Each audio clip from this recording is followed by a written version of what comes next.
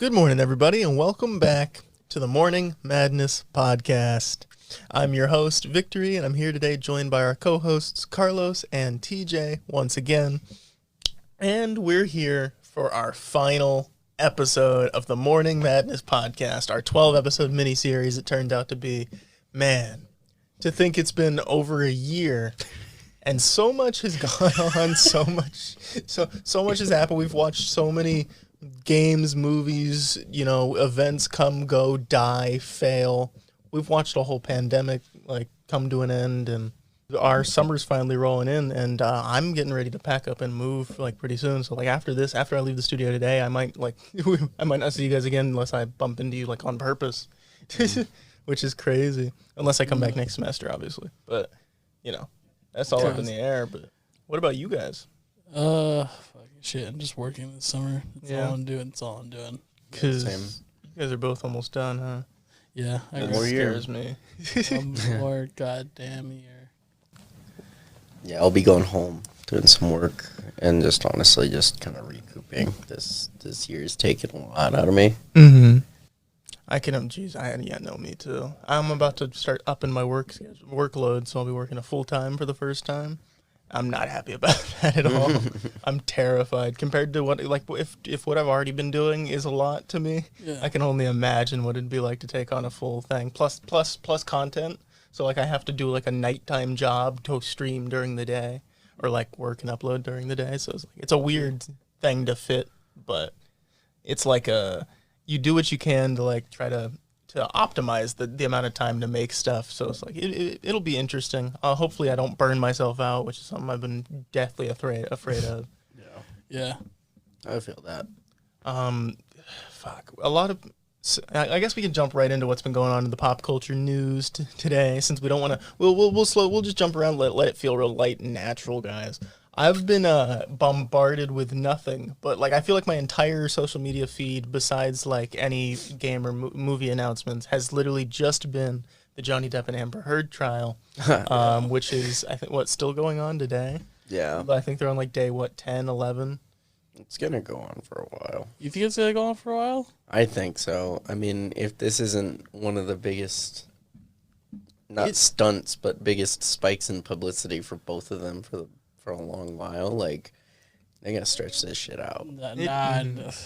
Dude, they're so they're just on the cusp of just get it over with. For what it's for, hearsay, Yeah. Yeah, well, I was when I saw you the other day, I was talking about it. This means so much more to you than it does to me to see all these people. Homie was playing Ace Phoenix, did not get past the tutorial, hearsay. Yeah, no. From a normal person's standpoint, it seems like everybody was trying to it seems like this guy was really trying to cobble together what he could. Oh no! To be fair, this dude was fucked from the very beginning. Yeah. This dude just got paid to defend a defenseless case and whatnot. It's just amazing to me how they how they have stretched it out so far. There's such clear evidence against her, and it's how much more do you need to provide in her defense? I understand that due process and all that shit, but come on, man, just get it over with. I think the stunts around the case have been more fun than the case itself. The entire time, it's literally the lawyer, and then I've been seeing TikToks talking about how Amber Heard's been wearing outfits to match Johnny Depp every day when they go into the courtroom. Or she'll wear an outfit that matches what he wore the day before or something like that as a psychological warfare thing. I'm trying to I'm not too familiar with the details of the case, but I'm pretty sure the biggest thing that's been hard to defend Amber on Amber's behalf of this trial is that she shat in a grown man's bed. There's no other way to really get around to it. Yeah. It's all the memes and shit. Yeah, that's the big thing that came out of it. Is why aren't you defending me? Why aren't you defending me? That's what I hired you for. You shat in this man's bed, Amber. Yeah. It does take a serious couple steps to get to that point. But No, she took a leap of faith. What's this called? She jumped through communication and like all through all those other steps and shit, and just immediately went to like shitting on his bed. Well, I mean, I have never been in a situation where I have been alone with somebody's bedroom for long enough to do horrible things to them. But if you want to ruin someone's day, it is a terrible way to. But the thing is, the problem with me to me is that she shared the bed with him at the time. I'm pretty sure, like she still slept in that bed with him. I mean, like, she had her own place, you know. Yeah, I got you. Okay. She could have, take a shit, like, dump and like dip sort of situation. I don't know. Well, I mean, like it's hard. There are more inconvenient places. I mean, I feel like we all joke about like taking a dump in like like someone's bed and shit, but for her to actually do it, and I'm like, that's wild. That's fucked up. There are very few people I could see are reserved for the who deserve that treatment, like that punishment. But I could never imagine doing it myself. It would take a certain level of snapping in my brain to the point where I get to that.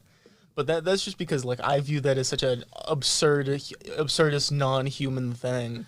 I'm trying to figure out like what would you do like after like the fact, you know what I mean? You just walk away and you have to go. Like I imagine like you have to go drink heavily to forget about it. You afterwards. like bring toilet paper with you. Yeah, like is someone like bringing did she bring toilet paper in with her? No, you guys are heavily overthing this. He clearly had sheets on the bed.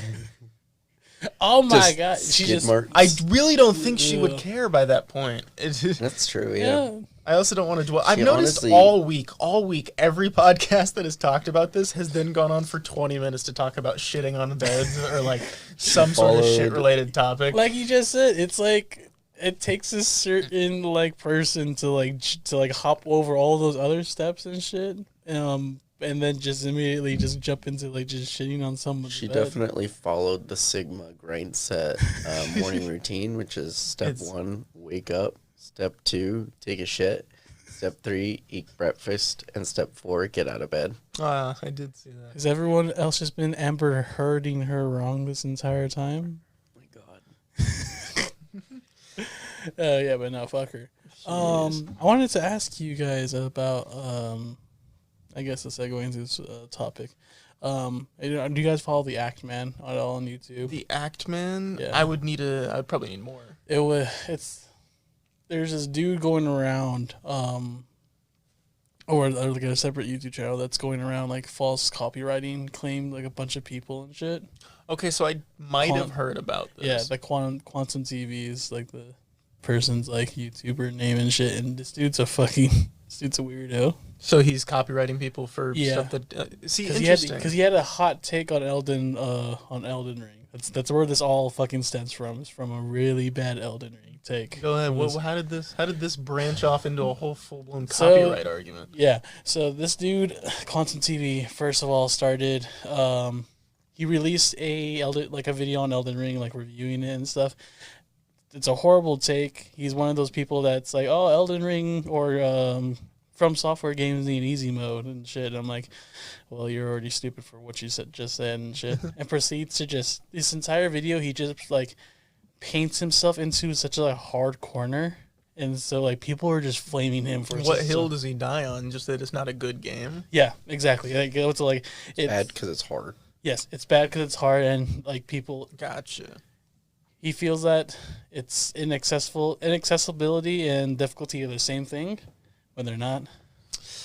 No, because I don't think I've ever played a game on non-hard mode since I've gotten to the point where I'm like, the moment you realize, okay, I'm good at video games, you don't really ever go, okay, I'll start it easy. Yeah. You go, I'll start it hard, bring it down to normal if it's bad. Like, that's just the way, that's what it's about. It's the challenge is the point of playing video games in the first place. Yeah. And in every genre. Yeah. And especially, like, I feel like we've talked about this before. Like, when it comes to From Software games, they're completely different. There's a reason why they're in a league of their own. By his logic, does that mean Candy Crush is a bad game? When you get to certain levels, because it's... I tell you this, it only gets more and more like fuckery that goes on. So like, then does he go on to copyright commentary YouTubers who talk about his channel? Okay, And so I think I goes have seen, like, he's suing for defamation? Yeah, and apparently, the guy that has been covering this act, man, he has about like millions of subscribers. I think like 1.7. I might be doing this wrong or his statistics, but he has a lot of subscribers though too. Okay. He made a whole entire video about copyright claim and like basically like replying to this dude and what he's been doing and calling him out on his bullshit. The Quantum TV guy then got in contact with the Ackman's mom and threatened to detox them and DM'd him like, hey, we don't want people like, getting hurt and shit. And like Ackman on Twitter is like, this is what Quantum TV just sent me. It's like, I'm gonna shoot you on sight now sort of shit. Jeez. And this Quantum TV dude is like a hard right leaning. Gotcha. So it's like that's weird. See, I don't see many like YouTube dramas extend to the point of like physical threats anymore. Oh no, like this dude is like physical, like actual life threats anymore, right? Yeah, this dude is just a horrible freaking person and shit. He said a lot of fucked up shit about the LGBTQ community though too. Gotcha. So there are a lot of people on their platform that are like you watch people slowly commit career suicide over time. I think this person just I don't know where he was going with his YouTube and stuff. He was like at 40,000. He's at like 40,000 and whatnot though too. But like he definitely wasn't going to make a career out of this, and definitely isn't like going to now because like so many people are on this dude's ass. Jeez, it's never a good. I guess to be fair, shock or like the negative. It is very easy to generate views on YouTube by going, ooh, this is fun. Like people like this. I'm gonna go. I don't like this. Is why most film critic movie commentaries are the most popular ones. Are always like insert great movie here sucks and here's why, and it's like, yeah, it's like it's a really like that view value is great. But you're immediately alienating everybody who comes in and watches your videos because by not agreeing with you, even if they're subscribed to you, they now have that immediate like that innate thought that you guys don't agree on things, and it's just gonna make things harder to begin with. Yeah, it's like a Dark Viper, the speedrunner, who's constantly gets himself into shit. So he can't ever let himself grow comfortably. Yeah. I think you guys are just going to have to watch the Ackman videos that he covers everything, and it gets just egregious. As soon as you think it gets worse, it gets even more worse from this whole situation. Jeez. YouTube's had a lot of copyright-related shit going on lately. Yeah. What company is smacking down on them right now with a lawsuit? Nintendo's always been a fucking bitch about it.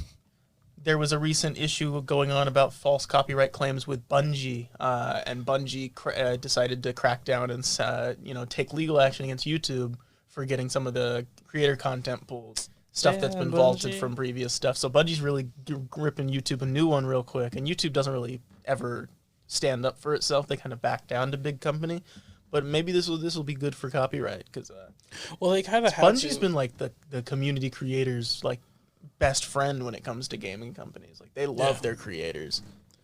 But it's different when and it's weird because that stems from that video I was talking about, that the Quantum TV and whatnot. And they explain like how copyright claims go and stuff like that. That it's illegal. That it's something that YouTube has to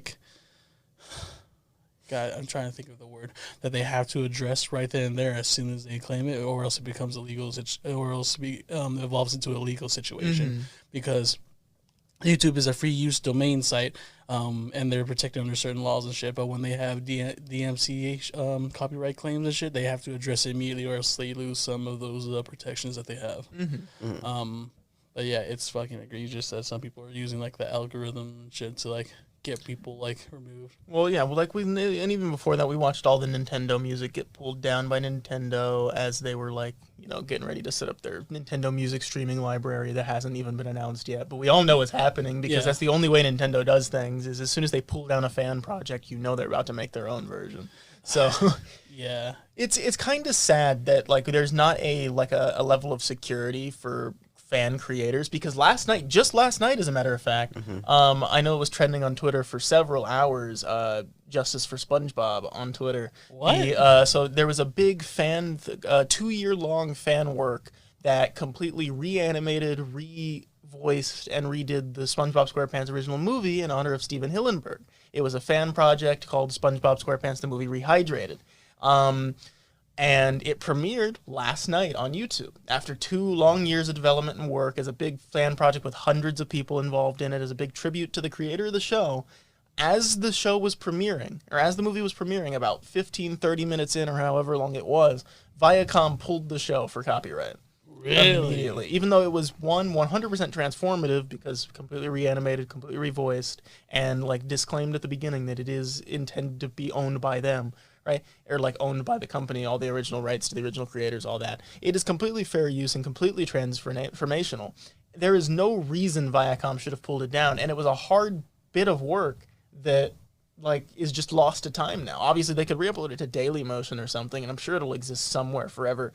But just what they've done is essentially erase the only good chance they had of releasing that project to a wide audience. And it's a big dick move. I cannot imagine ruining someone's entire 2-year-long fan project, especially if it's something that you've been working on for so many.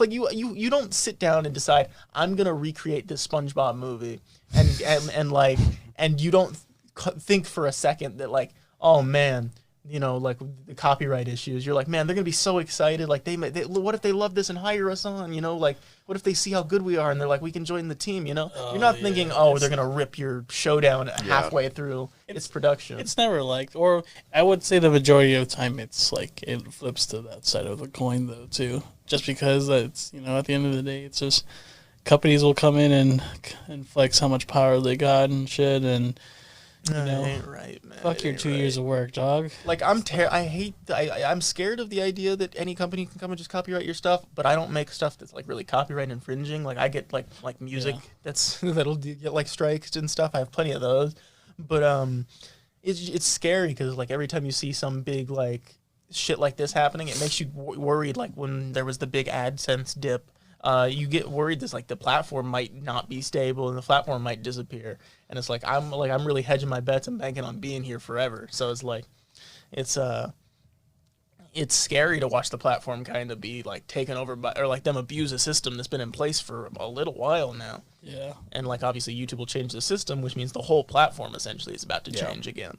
But I mean, you know, as long as like people are like, you know, shining light on the subject and making sure like, you know, just shitty people get fucking, you know, called out for their shit, and that's all we can hope for. Yeah, well, I mean, like, talking about calling people out for their shit, Nintendo's making a fucking emulation service for their Nintendo Switch Online to play old GBA games and stuff, like DS games, stuff like that, right? Stuff that you can already emulate for free. I'm really upset about it. Like, I get it. They've always been against emulation, right? And, like, been trying to pull down ROMs, and everybody's like, well, if you want to pull it down, why don't you make your own? And they're like, well, fuck it, we're making our own now. But it's like, do I really want to pay for these ROMs again? Like, I get it. That's I know the argument always has been, if you want to pay the game, and it's like, if it's $100, that's understandable. If it's like $10 to play every single GBA game I've ever played, I'll maybe cough it up just to play it on my Switch for the portability and comfortability of that. But it's like, if the emulators I've had on my phone were always nicer because they were on my phone. It was never the fact that it was a handheld system. It was just like you know, the PSP could have had a fucking GBA emulator for all I cared. It wouldn't have made much of a difference. The PSP. I wonder if handheld gaming will ever. Well, I don't think it'll ever return. I think it's slowly earning its like stance now that the Steam Deck is out, and like the Switch, the Steam Deck have been out for a while. We're probably gonna see another handheld come out pretty soon. Yeah, but between like phones and like the Switch and stuff like that, I don't think you can get any more convenient than those two. I think the Switch has taught us we're just for portable. It looks like we're just gonna get a bunch of like, you know, the general everybody can play games like Fortnite and everything, like all the games that can just barely be run by every small service like console. Any game that can make a mobile version of itself essentially will be big on handheld. Speaking of games, Call of Duty just released their new title that they're releasing this year. Oh, is the Modern Warfare 2 finally getting I mean, I guess announcement? they've already announced it. I guess, But everybody knew it was what was next. But I guess the reveal thing. I saw did the reveal trailer come out? Not the reveal trailer, but like the reveal. I don't even know what the fuck you would call that. The reveal logo? Yeah, the reveal logo. To be quite honest, M11-2. yeah, but you're right. But I will say this. I think this might be the one. Like, I think I'm gonna buy this one. We say this every year. Yes, but this one is different.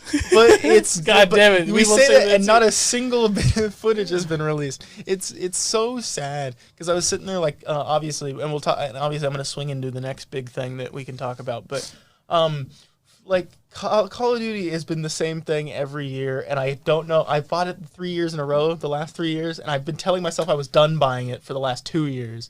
And I don't know how I've managed to try to convince myself, like, maybe just as like a supplemental game, maybe just because Warzone's still popular, maybe just because Warzone fucking is terrible right it's now. Unbelievable. Has been fucking terrible for a while. Sucking so bad, and still not deciding to take a year long break. Or I do have a rebuttal to that though. This is Modern Warfare 2, a sequel to Modern Warfare 2019. I think that makes the biggest difference. I didn't like Modern Warfare 2019 like that. Dog, what? You bugging right now. It does not. It didn't really feel all that great to me. It wasn't special. It was dark, gritty shooter game. It was dark, gritty arcade shooter game. If the map lighting was better, maybe it wouldn't be a problem. I think if you think about it, all the things that Call of Duty has been trying to do or has been doing within the last couple of years that's worked stem from that game. All of the most popular maps in Call of Duty, by the way, I've noticed, are very well-lit maps. And not a single well-lit map is in Modern Warfare 2019. Every big popular... Like, Shipment is the closest thing you get, and that's because it's an upgrade of an old map. Like, when it comes Shipment map? Not Shipment, Shipyard or whatever, the small close quarters map that's in Modern Warfare 2019. Yeah. Wait, you mean the shooting range one, or the one where it's like very close quarters? Yeah. Shooting range one. But it's like well lit. You notice like all the dark maps are not the ones people like playing on. Because the newer CODs have terrible visuals. Yeah, but like when I tell you that everything from that game was like what made goddamn, I'm trying to fucking find the words. That game is praised for a reason. It's been the best Call of Duty since freaking this last couple. And the fact that this is a sequel though too, I'm pretty optimistic for this one. One thing I have to say is that the bar is pretty low for Call of Duty right now. So yeah, like I just feel like in general as a franchise they can do no right. Like they had their time, and Call of Duty's just at the point that whatever they do just isn't going to be new. It's not going to be exciting. And, like, I remember even back in, like, 15, 16 when it was exciting, like, which title was going to be next. And now it's, like, it's kind of like it's whatever. Yeah, because it wasn't, like, they weren't just absorbed by fucking, like, just sales and shit. I really do think, like, the introduction of, like, fucking battle passes and shit has been... Battle passes did fuck things a lot. Like, they've had time to, like... come up with a new game, and the best they got is a remake of Modern Warfare 2. So I'm like, a remake of one of already the greatest games of all time. Yeah. So like, say what you will about Advanced Warfare, Infinite Warfare, at least they were trying new shit. Like they were like exactly. That's what I was just about to say. It's like, why doesn't somebody they need a guy to walk in, slam the table, and go, fuck it, give samurais guns. That's our job this game. Like we're doing fucking we're doing fucking like old school samurai era, but they have guns. That's our Call of Duty this year. They remember when what was that? They made a side-scrolling game for not a side-scrolling game, but like there was a Chinese Call of Duty service, live service CS:GO style game that was out for a while called Call of Duty Online. I don't know if it was ever officially attached to the product or not. I'm not familiar with that. But that one was like a CS:GO-ish thing, but it was still, even then, like the lore to that was very focused and focused. I'm tired of World War games We have Yeah. fought this world war more than our ancestors have at this point. I like You got a it's. point. I've seen every possible outcome of World War II. Like by now, Yep. Like, it is unbelievable how many times they've milked this game. They really have milked that era It is really hard. Like the Cold War has become one of the most profitable eras ever, and the Cold War was fucking 30 years ago.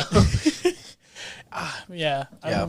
I just feel like Call of Duty, they can't really do anything right now to get me excited, at least. Sequels are hard, obviously. Like it is difficult to make a game that is still the same game as your last game, but still different enough to please the people who are getting tired of it. Like Overwatch 2 has been, like, the beta has been proving that, like for 100%.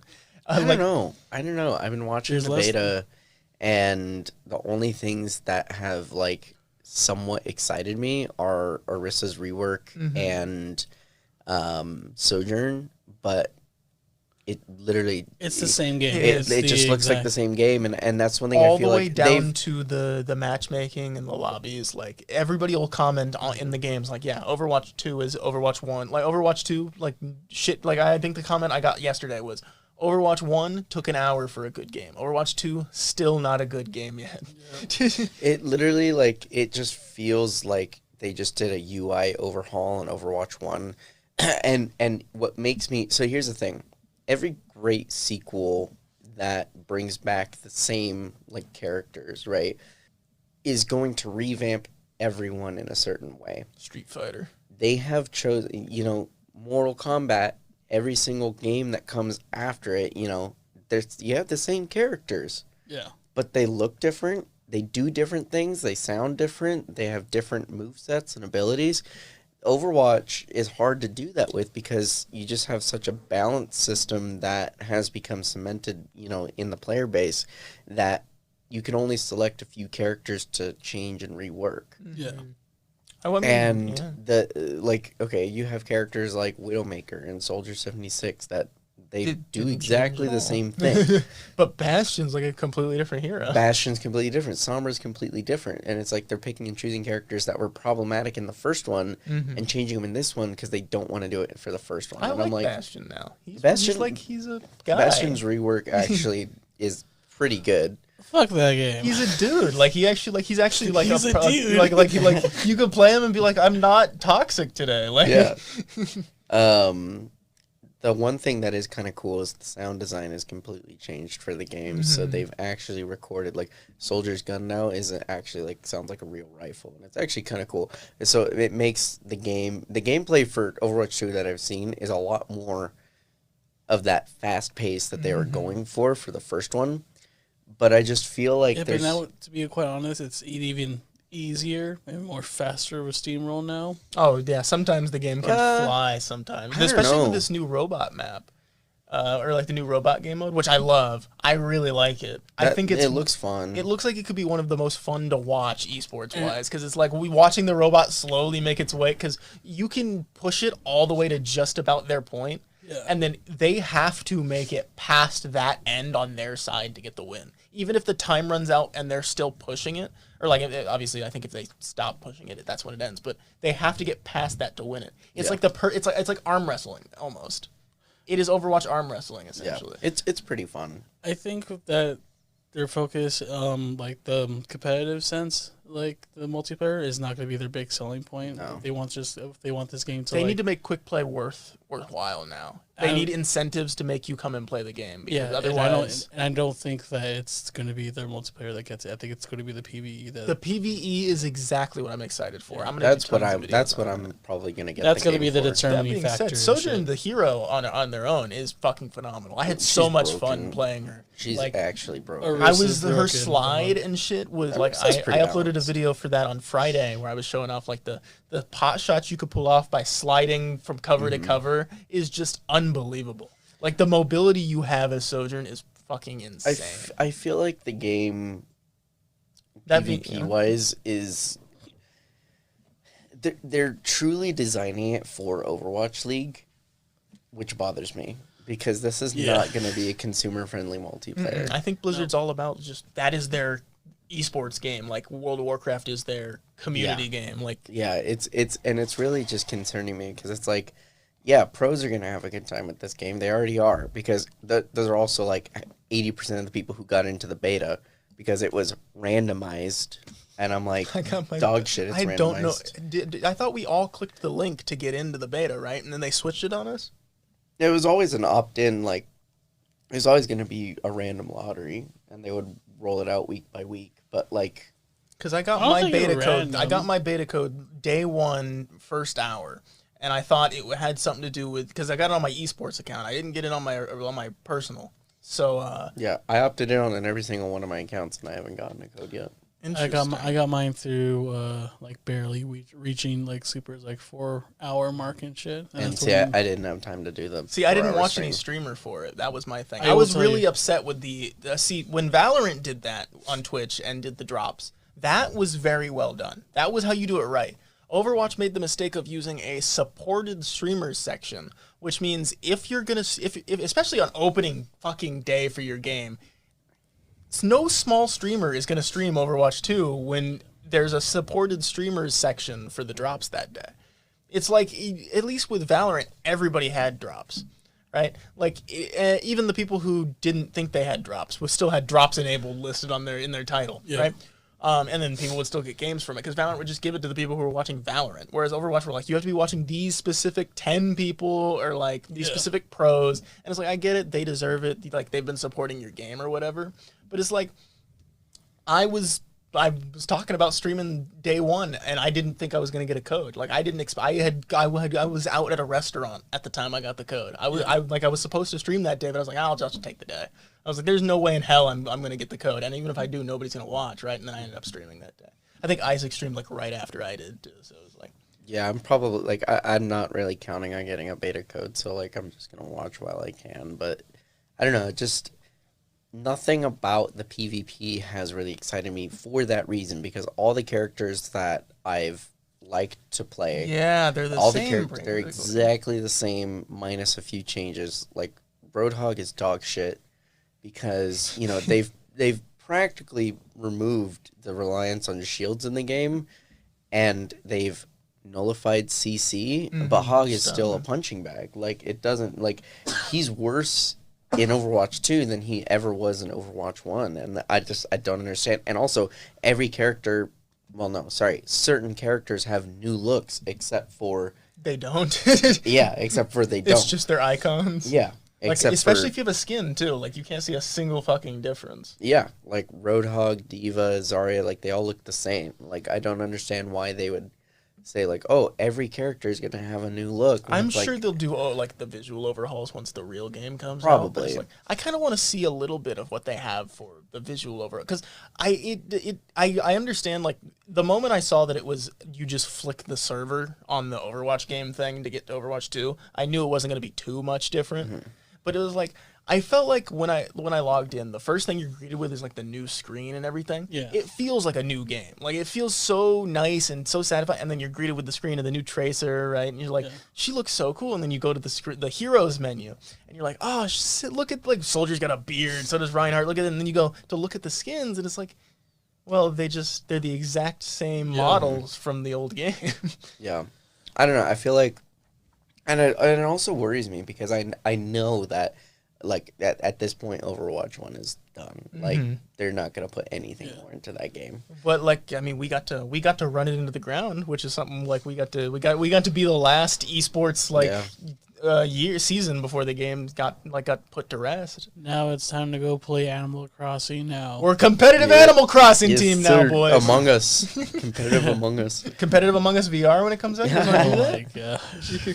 Yeah, so I don't know. It's been interesting to see, and it's exciting. You know, it's good to see the community back. But I'm very happy to have another game to maybe save it. But like I don't think it'll save it. I think it's just gonna bring in a new wave of players. That's and it's gonna keep the Overwatch League alive. That being said, Quick Play still has levers all the time. I really hope that fucking the PVs, like, it is what it is. That's what I want. Like, and that's what I did want from Overwatch 2. I didn't want more PvP bullshit. I just wanted an actual story mode, because that's what they promised us at BlizzCon, when Jeff was in charge, but then once Jeff left, they were like, esports.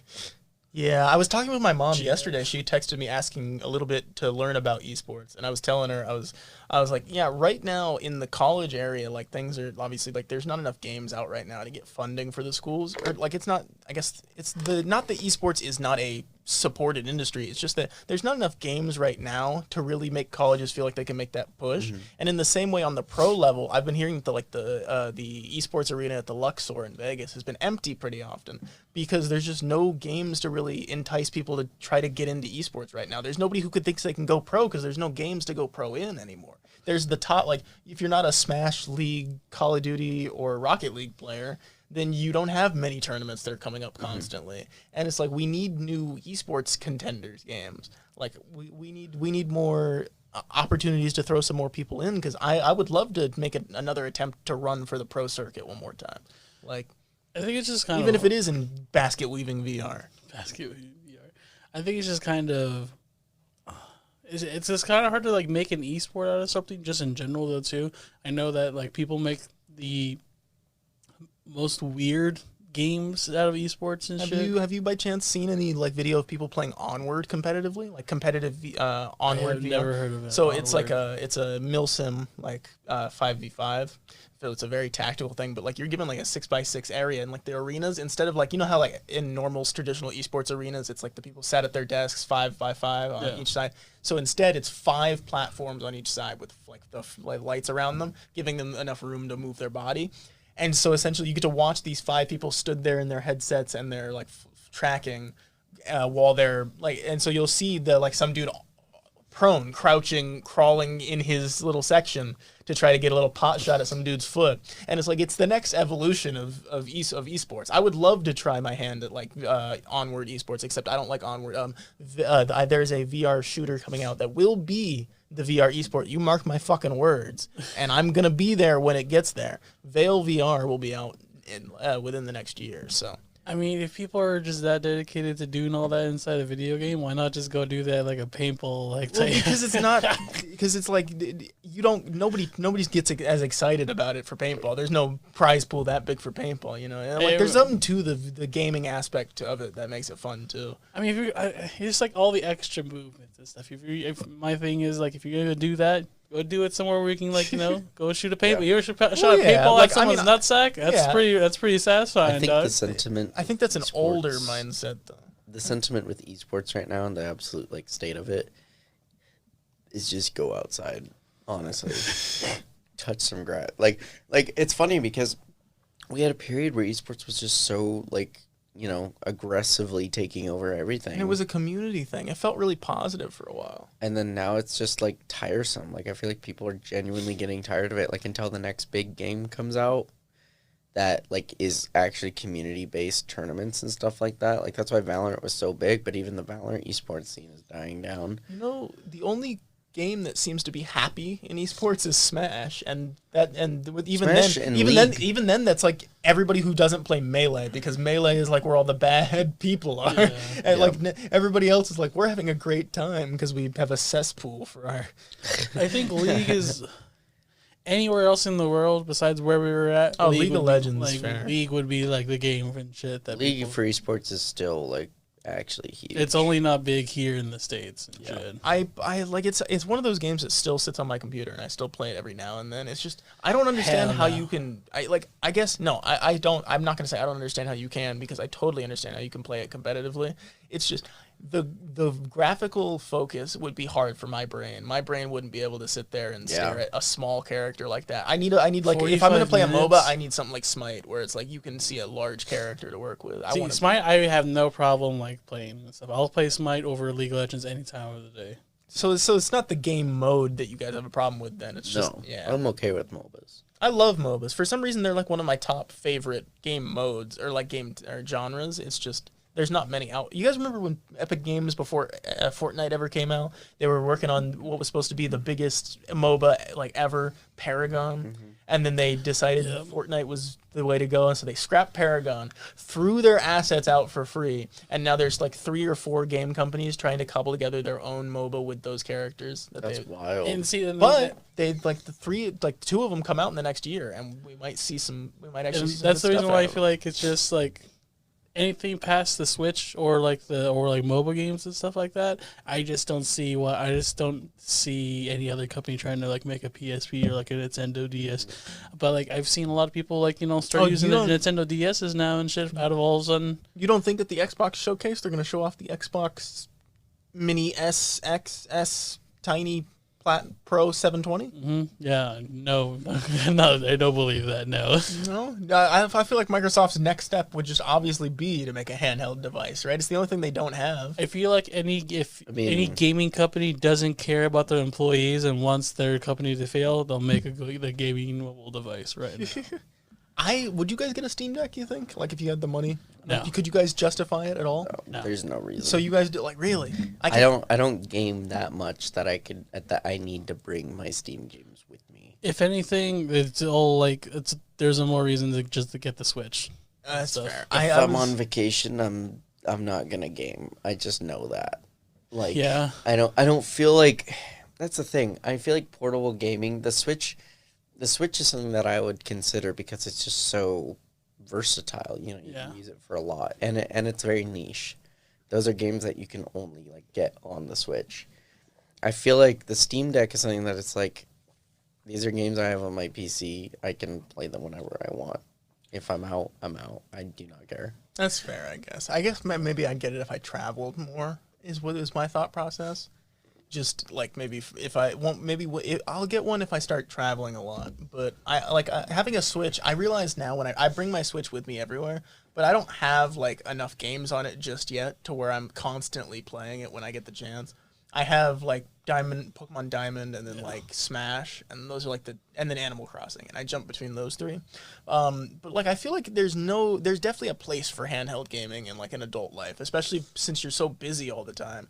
Yeah. Like, I've found myself using my Switch more than I would if I had more than I would. You know what I'm trying to say, right? Like I use it more than I think I would, and enough to justify saying that it was worth the purchase. Yeah. And like a Steam Deck, I could see myself using just as much. And also like just a thought, like the more advanced like phones get and stuff, the more they're just gonna be like people are gonna start thinking of like, oh, I'm just gonna download an emulator for and play these games on. Well, I know iPhones are impossible to get fucking emulators on. That's the only thing that upset me when I switched. I was on an Android for so long, and then I got an iPhone, and I found out there was no emulators. Oh, I about cried, dude. Yeah, but iPhones though, Bill Gates. Bless you. Thank you. Nintendo Switch Sports came out. I got a 7. Yeah, I think it's really just their fault for the sports they chose. I think we give it a few months while they do their DLC patches and get golf in there and the next few You're gonna have sports as DLC packages? Yeah, it'll be free though. It'll be free DLC. So golf comes out in like 3 months or something. Man, I can't wait for my golf patch.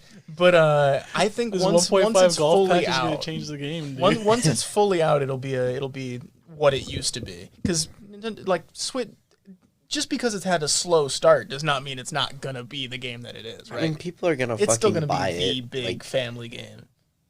I don't have any concern that game's gonna make money. Like, it's Nintendo. Yeah, they'll figure it out. Like if I brought a Switch with Switch Sports, you guys would be like, well, you're not gonna say fucking no, right? It's I would Switch give it Sports. a shot. Like yeah. it's. Depends on what sports They have at the start right now they have sword fighting, table tennis, I believe, or chimbala or whatever, which is they're volleyball, soccer, and fucking what is it? Bowling. Hell yeah. So they have they're missing boxing, baseball, golf. We're missing everything. All 3 of my favorites. I feel like I don't know. I feel like Nintendo could release pee pee poo poo too, and people would go ape shit and That's buy the game. fair. And I've say noticed, it's a great Nintendo game. fanboys are fanboys Nintendo for fans sure. love Nintendo. My Nintendo reactions do significantly better than other videos for some reason. Because I just feel like Nintendo's like the cutesy, like, oh, look, our dude, like our plumber in his little overalls and shit, and this dude who's an elf, that, you know, he wears a sleeping cap on his head and shit. And I don't know. And it's just, I think it's just because you grow up with Nintendo, so it's like growing up, and it's like Disney is something you'll always be attached to as well. So it's like you're just like I can always see Nintendo games like that makes sense. It's Nintendo. Yeah. They make that. Like We don't a expect AAA anything studio else. can go, hey, here's my game, and I'll go, hey, that's shit. Whereas Nintendo will go, hey, here's my game. I'll be like, yeah, well, you're Nintendo, you know. If Yeah. I don't like it, there's a kid out there that'll like it. Like I don't fucking like Pikmin. But I'm sure Pikmin's if fucking Pikmin weird. 4 came out, someone would be happy about it, right? there is Someone. a Pikmin fan out there. Definitely, yep. Yeah, I don't know. It's very I say that It's like just- Pikmin as a game is not fun. It is a fun game. yeah. I just feel like Nintendo has never been like the target of any like criticism in that regard. Once they killed even- Sega, they've never had to worry about anything. Yeah. they don't have any competition anymore. Yep. Yeah. Sega's making movies. Yeah. Yeah, damn good movie. It's all fun. You guys want to see the Mega Man movie when it comes out? I mean, if it's anything like Sonic 2, then I'd be down. Unless it's Mega Man X, I don't want to talk about it. I saw the. It really upsets me, but I saw like some leaked information about the what the Mario movie might be like. I heard that the art style was It's still so a thing? according to the leak, the art style is close to that of Hotel Transylvania. Mario and Luigi have their Brooklyn accents.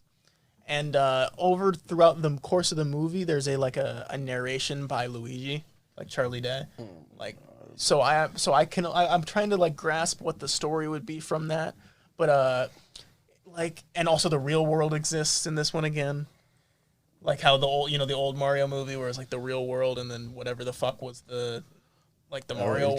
interesting. Mushroom Kingdom, and it's like Yeah. a fucking underground of So that's fucking got me lizard got people. me worried, but. I don't know. I'm just Because I went back and rewatched the old Mario movie to really because That there's a shit video I'm doing slaps. where I'm like trying to compare video game movies. You know what's weird? Because there's another leak with Chris Pratt, and who plays his brother again? Who plays Luigi? Charlie Day. Charlie Day. Charlie Day. So there's a leak with both of those two acknowledging that they're behind 9/11 inside that Nice. universe and stuff. So I keep on Cannot things. imagine. It's Illumination, right? Yeah. I couldn't imagine a 9/11. Well, and see, that's the thing. That's Maybe Minions, but not. what Minions. Well, I mean, there's the I fucking. could have 100% There's the Hitler reference in Minions. Yeah, that shit. Is there really Yeah, Hitler? bro. I would Apparently, not be surprised Hitler if had Minions minions. 2 has a 9/11 joke in it. We That would be talk about interesting. 9/11 too much on the podcast. Yeah, it almost reminds me of that terrible tragedy. Someone save me because I can't come up with anything. I'm just about. Perfect. Twitter literally saved me right there. First thing that popped up in front of me, I knew we needed to talk about this. Batman released NFTs. Oh. Isn't releasing The NFTs, the hero we thought we needed, and No, and that wasn't now we've Batman. lost. That was Bruce. That's Bruce. Yeah, Bruce Wayne. Bruce DC Wayne. released Bat Cowls, the NFTs, and they've been hammering your home feed with them on Twitter. I If have you've seen so that. much as tweeted one thing with the word NFT in it, your Twitter's fucked. You're Yeah. not safe ever again. I have not been able to escape NFT Twitter since I made one tweet on April Fool's about releasing a Victory NFT.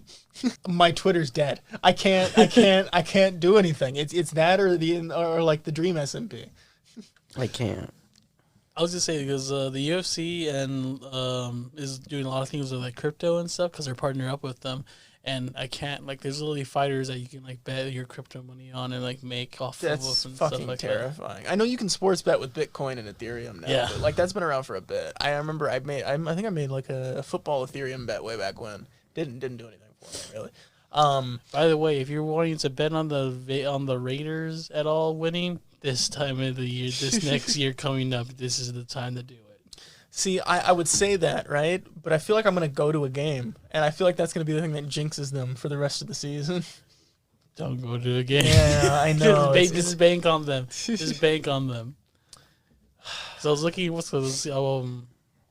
I remember that bet that we were talking about and stuff. I went back and I looked at that roster. And I'm like, it wasn't a bad roster from that year. It wasn't a bad one for this upcoming year. It's rough. I did like a tweet that never went out. I was thinking about it, like I'm a Lakers, Raiders, and Man United fan, and like so it's like, and we have great players, but we're just shit teams all around, like entirely. Yeah. So every single one of my teams is not good by virtue of the team, but it's good by virtue of the players that are on the team.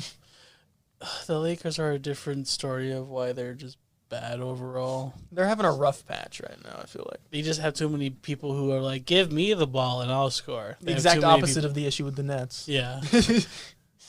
Yeah. Where the Nets need a leader and they just haven't figured that out yet. Fucking, they had Ben Simmons. I don't know why. Ben Simmons. I was watching the Stephen A. Smith thing where he tears Ben Simmons like to shreds. Yeah. It's so funny. As someone who who isn't heavily into sports, like Stephen A. Smith is probably the most branched out part of ESPN's entire like budget. He gets to people who don't see sports on the regular, like me. Whereas like I'll see a Stephen A. Smith rant and I'll be like, you know what? Yeah, fuck Ben Simmons. Fuck. I love and hate Stephen A. because, yes, he's a personality and shit, but oh my god, is he the epitome of, like, a person trying to portray someone he's not? Because, granted, he knows a lot about basketball. He's been covering it for, X amount of years. If you see this dude's MMA takes, they're fucking horrible. Well, I mean, he's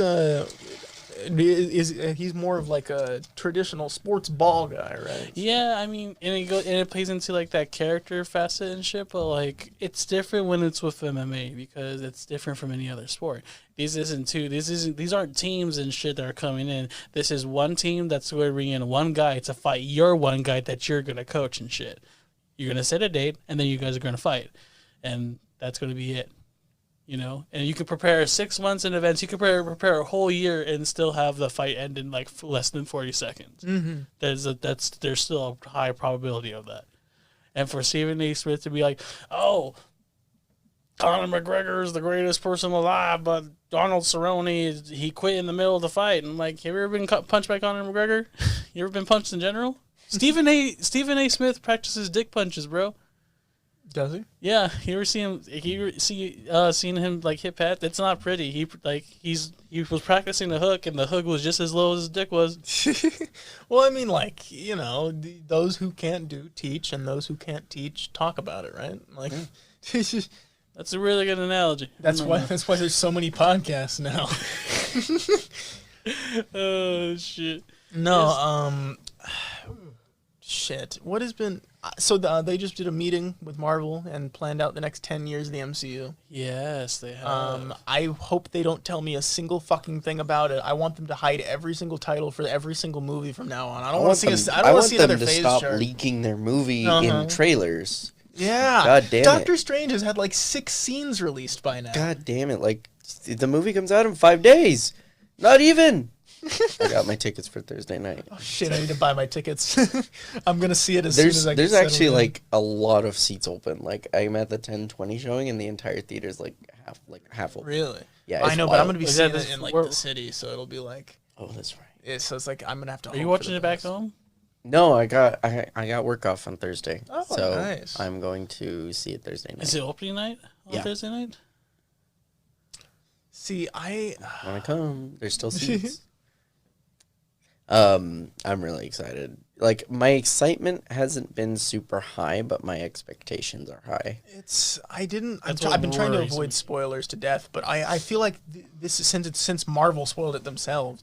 This has been popping up on my Instagram feed. But did they spoil who is all in the Illuminati already? Not everyone. I saw. But it's an Illuminati. The Illuminati's in it. The Illuminati's confirmed for this. Is what's happening. What you have to be careful though is that on Twitter there's been a lot of stuff floating around, like actual images of the full Illuminati. I've seen one. I only saw one, but it was the one that they showed in the trailers. Yes, and I watched that one. I'm like, I'm pretty sure that was a leak. I'm just too done to put it together right now. Right now, I don't care. Also, do I need to? Would this be better if I were watching like Loki and stuff? And I wouldn't watch Loki. Okay, what about WandaVision? Yeah. I would watch For the WandaVision. movies, in order to be absolutely like on board, you would need probably just WandaVision. How many and, episodes like, of WandaVision? 5. Only 5? Yeah. No, it's 9. Is it really? It's 9, but they're only 30 minutes. I distinctly The- feel like it was only No, it 5. was 9. I remember. Is the last fight like 2 episodes in itself? No, I just remember it was 9 weeks. I still gotta finish Moon Knight though. This last episode. Oh, Moon Knight's so fucking Is it good. is it 5 themed episodes? Is Yeah, that what it is?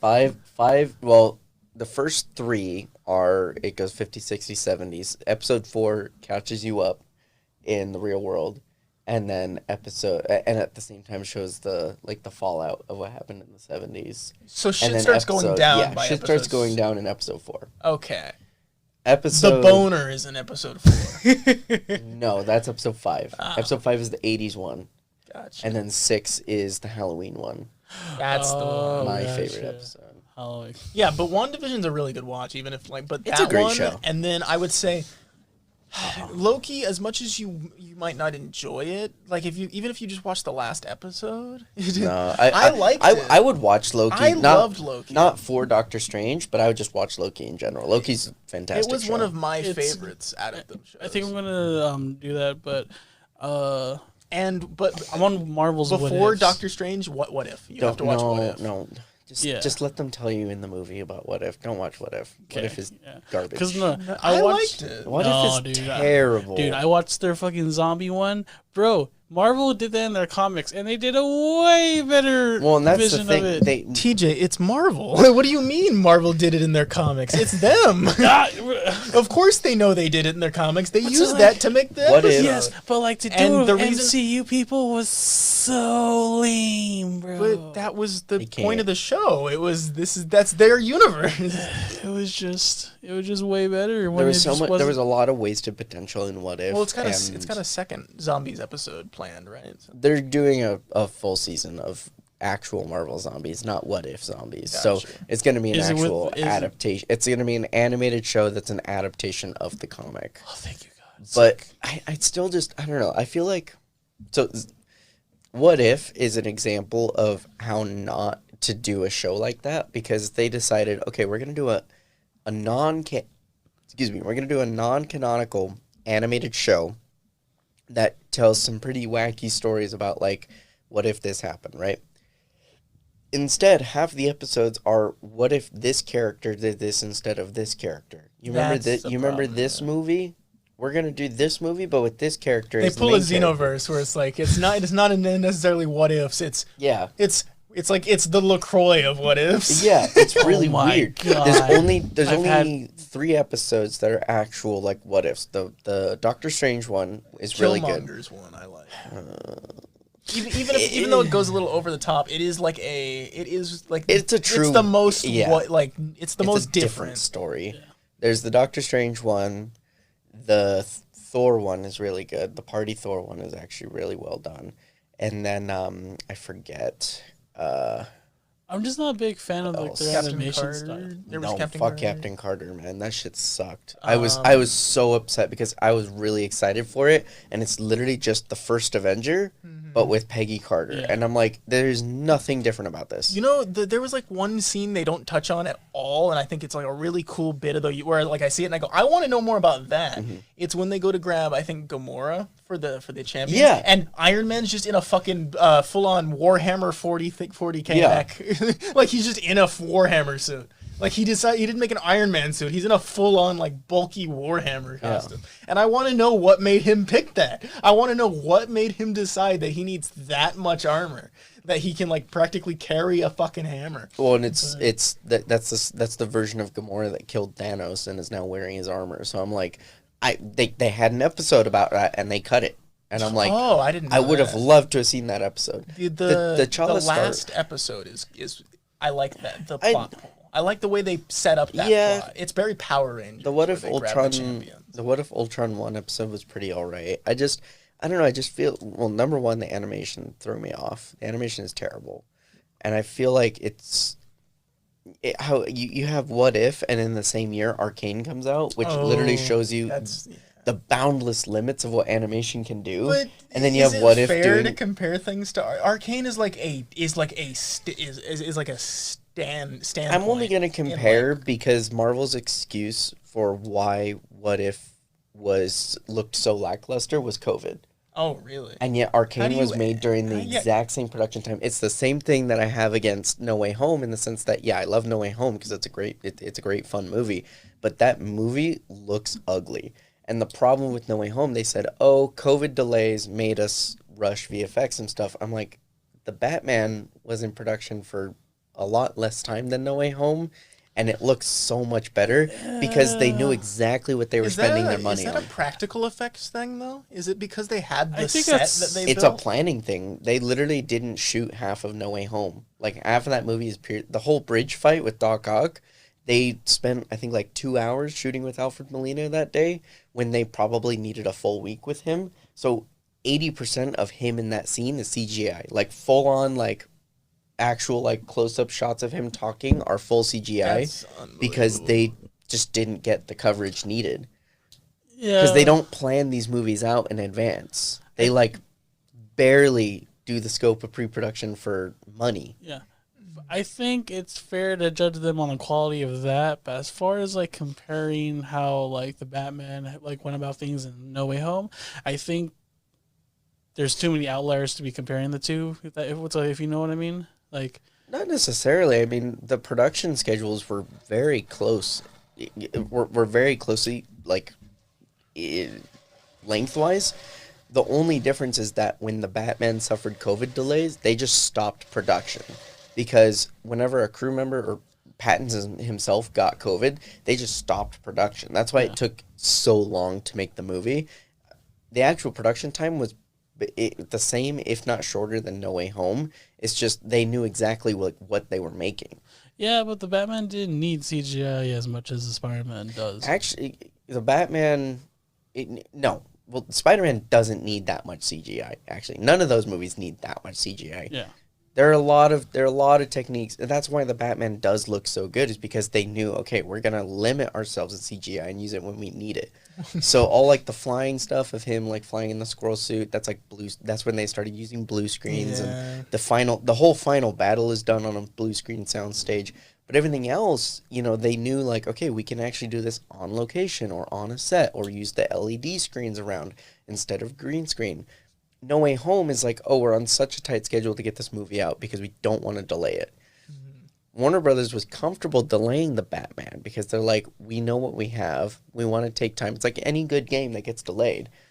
They say, we know what we have. We want to delay it because we want the filmmakers to have more time to like polish it. That's why it looks so good. Yeah. No Way Home, they guys, said, I promise Star Citizen we're will be not good, fucking- guys. Please keep buying Star Citizen, guys. I promise it'll be good one day. they Sony's like, we're not going to delay No Way Home because everyone wants to see this. And I'm like, I'm pretty sure Spider-Man fans would have been okay if you delayed that movie if it looked like just a little bit better. Yeah. And I'm not saying like, oh, Well, we would have gotten terrible. Morbius first. Yeah, we would have gotten So Morbius think about how like it, and not even joking, like the amount of appreciation you would have after that to be like, okay, they took their time, like No, Jared Leto just took his time taking a dump. Yeah. Like if Sony just starts making movies like they have been with like the El Muerto announcement, which God.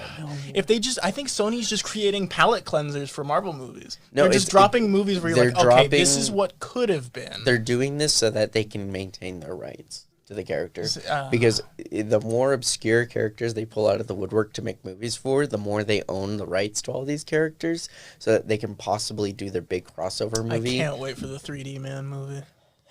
I mean, big wheel. Why are we getting Mexican Spider-Man though? Why is it not Miles Morales? I don't think it's not Mexican It's not even Spider-Man. Mex- He's it's like the homeboy- Punisher, but Bane. Like, Homie has like 2 comics. mm-hmm. Not even. Like 2 comic appearances. It's Bane without steroids, essentially. Is Jared Leto running Sony too? These seems like very Jared Leto decisions that are being made. I literally, I don't understand what's going on. And it's weird because they have their 2 sides. The Edgeverse. The Edgeverse of Spider-Man. They have Venom, Morbius. And like Elmore Venom to makes sense. Craven. That's more or less a household name. People know who Venom is. Yeah. But then Morbius was like, Really? why? You'd have to. The only way you knew Morbius is if you played the Spider-Man 3 game. That's literally it. Yeah, but I even never still, saw him once in any comics I read. Yeah. He does not show up in Spider-Man comics enough. Like, he shows up in Blade way more often. Yeah. So it's like, that the only thing I knew about him was in the Spider-Man 3 game. Yeah. That's why I saw his name and I was like, oh, I know that guy. And it's like, that's it. I knew that he was a Spider-Man villain. I just, like, when they said, like, oh, we're making a Morbius movie, I'm like, I like the idea, but, like, why? Morbius is a character you throw in a movie to fight Blade and maybe die. Like, that's it. Or maybe he has, or like maybe Homeboy is like, you know, has henchmen and shit. Yeah, they would benefit so much from just from a Suicide Squad mentality where they're not super attached to these fucking random ass characters. Yeah. If they did a Suicide Squad like with like the Thunderbolts, well, I guess the Thunderbolts are being worked on right now. Yeah. But like, throw all these fucking characters we don't give a fuck about. Sinister Six is not gonna work with these characters. No. Would they? Who's the leader? Who's leading? Vulture? Vulture. Really? We're going to have Vulture be in charge of fucking, instead of all William people, Dafoe? like they're like, think about it. You There's expect no me to buy Goblin in this that? universe. Yeah. There's no like. There's all three of the main villains are arguably not in this universe. Like, you don't get Our like Sinister Six so far is Vulture, the Morbius, Sinister Six is Kraven, the bench for the and Sinister El Six. Muerto. I'm like, homie, like what is this El Muerto movie gonna be? Is it just gonna be a wrestling movie? Like, Oh my It's god. Bonesaw's coming back. Bonesaw's coming back. No, for real. Like, Oh, Oh, my did you see God. they cut the That's fucking homophobic They joke did, from yeah. Spider-Man's TV release? What? yeah, Yeah. they cut the joke where he mentions Bonesaw's cute outfit. Nice outfit. Did your husband make it for you? I was like, Oh. Yeah, they cut that joke from the movie for TV release. that's crazy. I don't know. I just feel like the state of movies like that right now, because Sony has two sides. They have their Spider-Verse, like animated, and whether or not it's animated or live Oh, yeah, action. Sony makes banger animated movies, and then they just Open season? Dude, open season actually goes hard. It does. It does. It's just that's a very strange pool to go when you go, man, they make great movies. It's the only Sony one I can think of off the top of my head.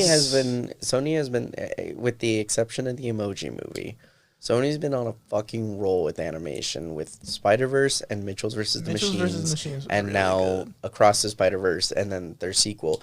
And I think that's the thing. And I was talking to someone about Disney lately and how I call Encanto mid-canto, because have you ever noticed that Disney movies, like Disney animated movies, have looked exactly the same Yes. since Frozen? Uh-huh. Nothing has changed. That's not what I was going to say. I was going to say the plots have been getting simpler.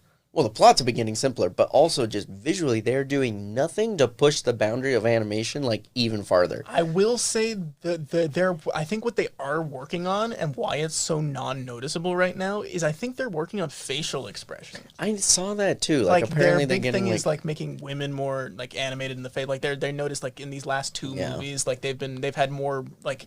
I guess like the thing in animation is like it's a common male character will make a funny face, right? But you don't see female characters doing it often. And like a big thing that Encanto and Turning Red was like exaggerate the female and see, expression. Pixar's its own thing. I feel like Pixar is in its own realm. Pixar is doing a lot because Luca and Turning Red were beautiful. Like while the story for Turning Red wasn't like obviously for me, I feel like it's meant more for like younger girls. They're making movies for the nerds right now. They need to come back around for some of us. Holy shit, the animation in that movie is gorgeous. Oh, it's great. Yeah. The way they animate the characters is like so fun, and like it's just visually funny watching some of the characters do things. And like, but Disney animation has just been in the same rut, movie in, movie out. But then you have And this Sony. is the same company who built a hair program Yeah. from the ground up for Incredibles. Yeah, well, no, that was Pixar. Oh, fuck. I still so- think like that still counts, though, right? Like Disney's well, no, because Disney's animation division just operates completely independently. Oh, like they don't Pixar- share any Oh, of the. no. Pi- Pixar Pixar- is like, it's like its own like Yeah. studio. They only They just own get their own shit. distributed by Disney. Oh, that's wild. I see. Yeah, Toy Story was actually not. It and was I going to know be I'm not. I am not independently. the only one who thinks that. That's crazy. It's wild because I know, like, I see a lot of the things that say, "Oh, new Disney movies," and it's like Pixar movies, and I'm like, yeah, Disney distributes these movies and they own these movies, but they have no control over Disney's how kind these of like a movies are made. genre now, more so than Yeah. the. Yeah. Disney is just purely the brand right now, except for whenever Madagascar's you a see, Disney movie. whenever you see like Disney animation, that's like Disney's own, like, they have control over how those movies are made. So, like, Tangled through Encanto are all Disney animation movies. Raya was Disney. I can't even remember because they just I feel like are so non. While we're on the topic of this, I feel like Moana. Yeah, the was movies was Moana Pixar? Yeah. It wasn't? Oh, Disney. It was Disney? All right, Disney needs to get slapped for that movie. And go. If they're singing, it's more likely Disney. Is my thought. Yeah. Pixar hasn't made a musical.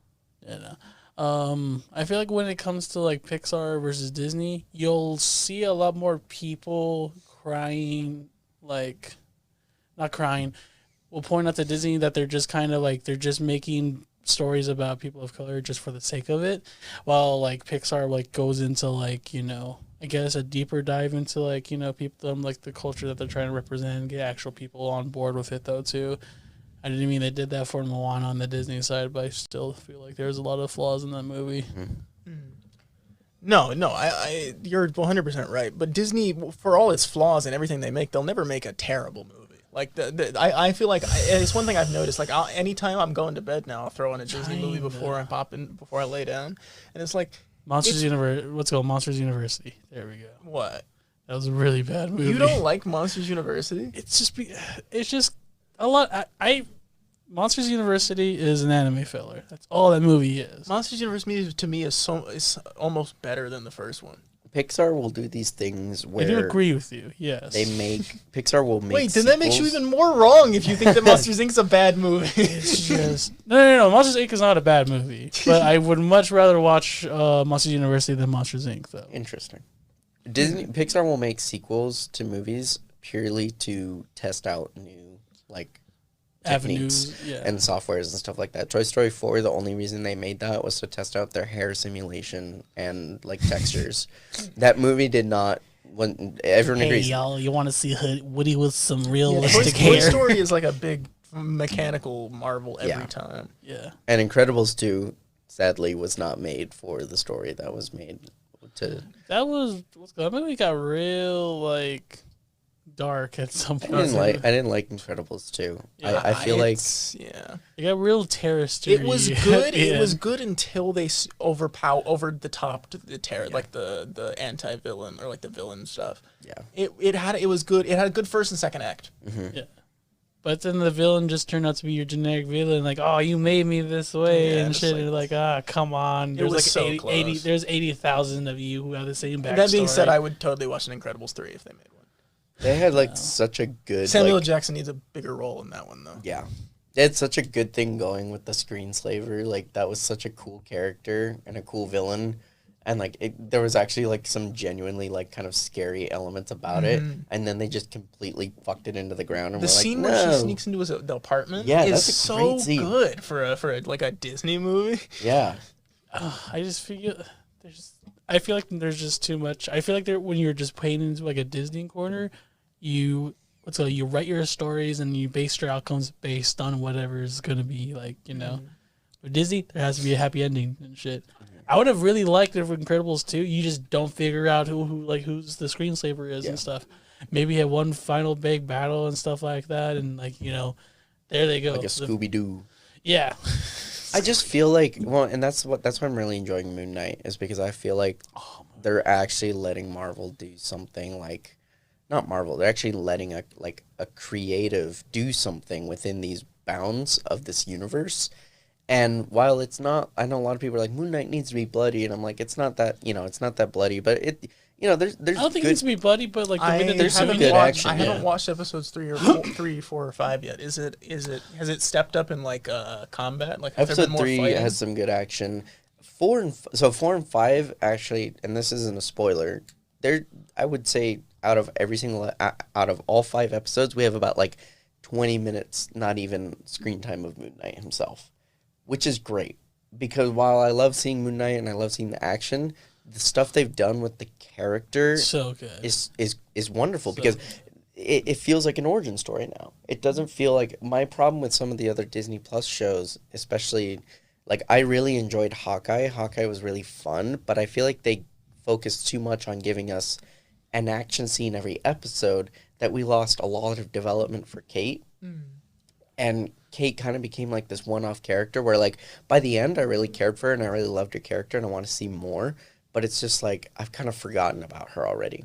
Yeah. Whereas Moon Knight, they've done so much to make us care about every single one of his personalities, whether we see it or not. Except for Miss Stephen Grant. I love Stephen. I fucking hate him. I think it's so you either love or hate him. Stephen Grant's a little is it the embarrassment part? Simp, is it like it's just the fact that he's like, dude, you just gotta keep watching it. Homeboy, in my opinion, homie does some fuck shit. All right, I love Stephen. You know which one I'm fucking talking about, yeah, right? Yeah, exactly. That's some fuck shit. That's some weird shit. You know what I like?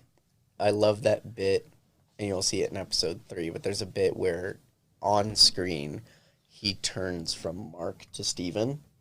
Oh, it's just like it's brilliant. Like the way that Oscar Isaac does it, and I feel like they've given us so much to learn about this character and what makes him tick, and even the side characters like Layla, and surprisingly, like by the 4th episode, like Arthur Harrow, like I really like him as a villain. So like I feel like they're giving us enough to pay off for a really satisfying finale, and that was my issue with WandaVision. If you get around to watching it, they do a lot of setup in each episode, and it's really creative too, because they go through the decades of television, and it's really funny. It's really like creative. But then by like episode 6, they start introducing. It's back to formula. They start introducing some really weird things, and then there's literally 2 episodes. They take 2 episodes to have one character tell the audience everything that happened to lead you up to that point, instead of showing rather than telling, versus Moon Knight, which is now giving us like, because you saw episode 4, right? Yeah. Moon Knight takes you through twists and turns in Mark and / Steven's brain to show, okay, what's happening? Where are we? Is, you know, why are we in this location now? Which is really fucking cool, instead of like, oh, I'm going to sit down with Arthur Harrow and Arthur's going to tell me about my 2 personalities. I think it goes to show something that, like, these Marvel shows do better. Like, all of my favorite episodes and stuff are usually the ones that are the most divulged from the main MCU. Like, the ones that don't talk about anything from the continuity. And Moon Knight has benefited from being, for the most part, mostly disconnected from the MCU, save for one reference. There's a Snap reference, I believe. Oh, I don't even remember that. It's the Global Repatriation Society.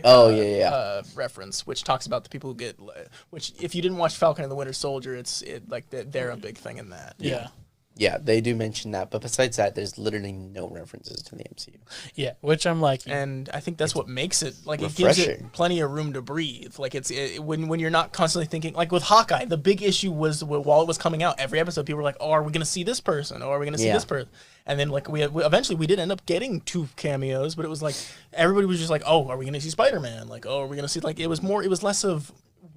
I never heard anybody go, "Ooh, I want to see Hawkeye do something cool this episode." Yeah, no one cared about the show. They just cared about what came, and that was the thing. Spider-Man, I will die on this hill that Spider-Man Hawkeye goes to a Renaissance fair in one episode, and it's arguably the best part of the show. That scene was so much fun. That show had so many like fun scenes and elements, but also some really good elements for his character, like getting over Black Widow. Like that was like some beautiful stuff there. But I will die on this hill that Spider-Man set a dangerous precedent for not only Marvel, but just movies in general. Spider-Man's the battle pass of movies. Spider-Man is literally the DLC of movies, because all it is just people, like for Doctor Strange, like, who's going to cameo in this movie? And I'm like, I want no one, or like 4 people to cameo. I want only the Illuminati to cameo in this movie, because fuck you. I want to see Doctor Strange do some fuck shit. I want to see Wanda do some fuck shit. And I unfortunately did get something spoiled for me, and she does do some fuck shit. Oh. Apparently they're upping the violence in this movie, and I'm really excited. Sick. Now give me Blade, you motherfuckers. See, give me that guy. See, the thing with Marvel, right, and this goes back to, like, their thing of releasing so often and, like, not having, like, and not innovating so quickly. Same with Disney. There's very few directors and, like, creators who are willing to sit there and really wait on something that they have. And the biggest example, obviously, Avatar, Age of Water, or Secrets of Water, or something like that, Land of Water. Breath of the Wild, the sequel to the second of the 5 sequels, or the 4 sequels to the first Avatar movie, has been announced finally, And if I'm not mistaken, and this is something I was told when I was really young, so I don't know if this is true or not, but the reason he took so long to make the second movie was to wait so that CGI took long enough and like so that he could innovate again. Mm-hmm. He wanted to, because Avatar was such a big showcase for animation at the time. He wanted to wait until he could be another impressive showcase of visual and amazing. And I guess when you think about it, you go, I just did an amazing movie with beautiful trees and beautiful forests and beautiful wildlife. Where do I go next? Underwater, right? Like that's the next way to go. I'm actually pretty excited, even though Avatar as a whole is very tiring, and just the whole idea of like 4 sequels taking this fucking It long needed to make. comics or something to hold us over in the I don't- meantime. Like the universe needed like a cartoon or something to really keep you like honestly, a interested. show would have been kind of cool, but Here's my question for everyone: does everyone really care about Avatar No, that much? nobody No. cares about the actual plot or like the world. Yeah. It's just, but I feel like this second movie might make me care because the first movie I went back and watched it. Right, it does not set up for a sequel. no, well, and also the story's dog shit in Avatar. The story's literally been told like 80 times before. It's not original. It's Pocahontas. It's Dances with It literally- Wolves. yeah. It's literally every single movie about like integrating into culture ever made. But It's a literal allegory. by God, if that movie isn't fucking gorgeous. And that movie did I'll give it so that. much for I'll give it that. technology and for visual effects. Like they were doing things then that are even unthinkable now. Like it's amazing to me how much, like it's ironic that James Cameron says I wanted CGI to like evolve and improve, and instead CGI in movies has just devolved. Yeah. But It's honestly, become it's quick and it's easy. not even just CGI. It's just the way that they like the reason like Black Widow looks so shit is because they don't know how to shoot on green screens. They light things like super. They're like, oh, we need Scarlett Johansson is running toward the camera. What is this shot? Well, it could be an explosion, or it could be that whatever she's running away from is like collapsing in on itself. There may be some fire elements, so we're gonna light her like dead on so that you can see it's Scarlett Johansson, instead of we're gonna light the green screen so everything looks natural. It's all one color. And you see a silhouette running towards you. That would have been cooler Exactly. than seeing Scarlett Johansson's face coming towards you. Because then they had to do face replacement as well, because it was a stunt double. It doesn't even make sense to show the face because the Yeah. light is coming from the explosion. Exactly. So that's why it looks so shit, because nothing makes sense. Well, James Cameron with Avatar is doing so much to basically take the idea of like in-person filmmaking, and instead he's doing digital filmmaking. And they did it for the Lion King remake, the live action, which while I don't like that movie, they did some really cool stuff because they basically filmed that movie like with real cameras in a virtual world. Yeah, that's So, like, they set up like fake motion capture sets. Yeah. And they would like walk the camera through these sets to get actual like camera shake and stuff like that. And with Avatar, I'm like, the new one is probably going to look the same, if not maybe a little like less than the first one. But unless they try and give us something new that we haven't seen before, like I'm excited because apparently it follows different characters. Oh.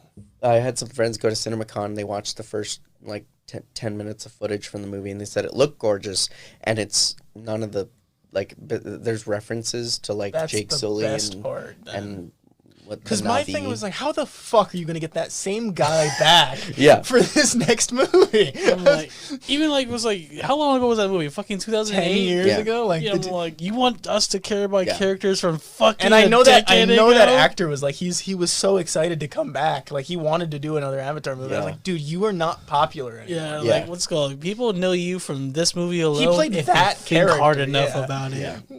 Like, he wasn't even the most popular character in his movie, and he's the main character. Like, Yeah.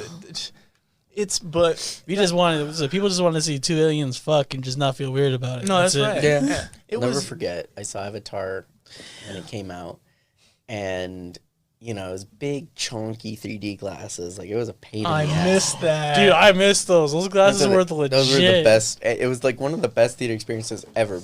But in the front row, there was someone who was hard of hearing, so they had like the closed captioning device, or like the it was like they would wear headphones so that they could hear the movie.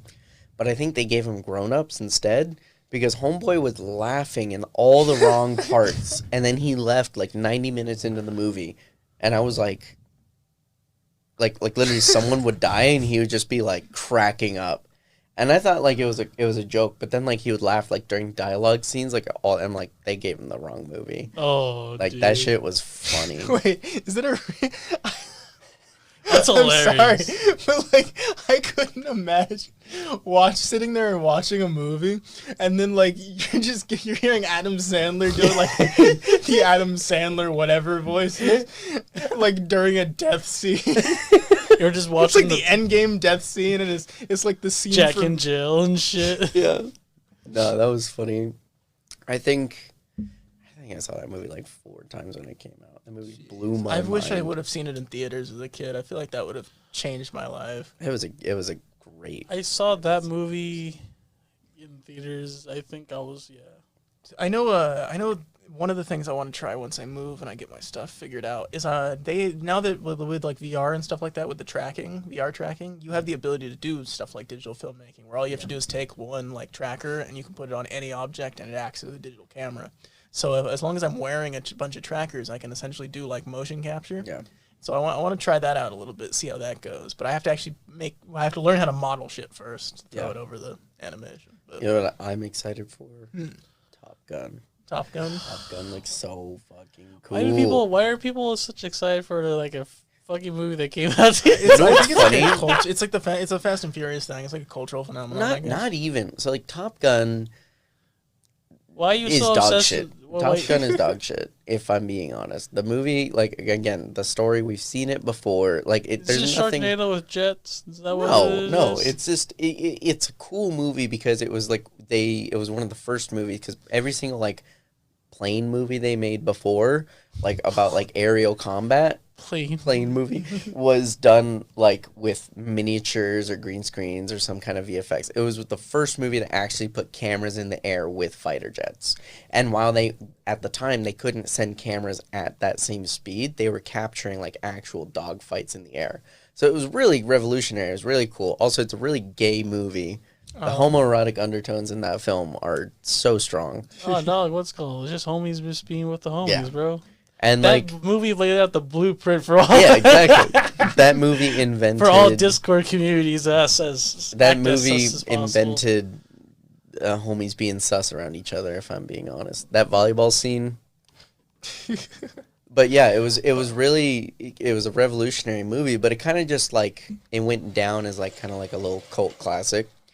And when they announced that they were doing a sequel, I was like, why?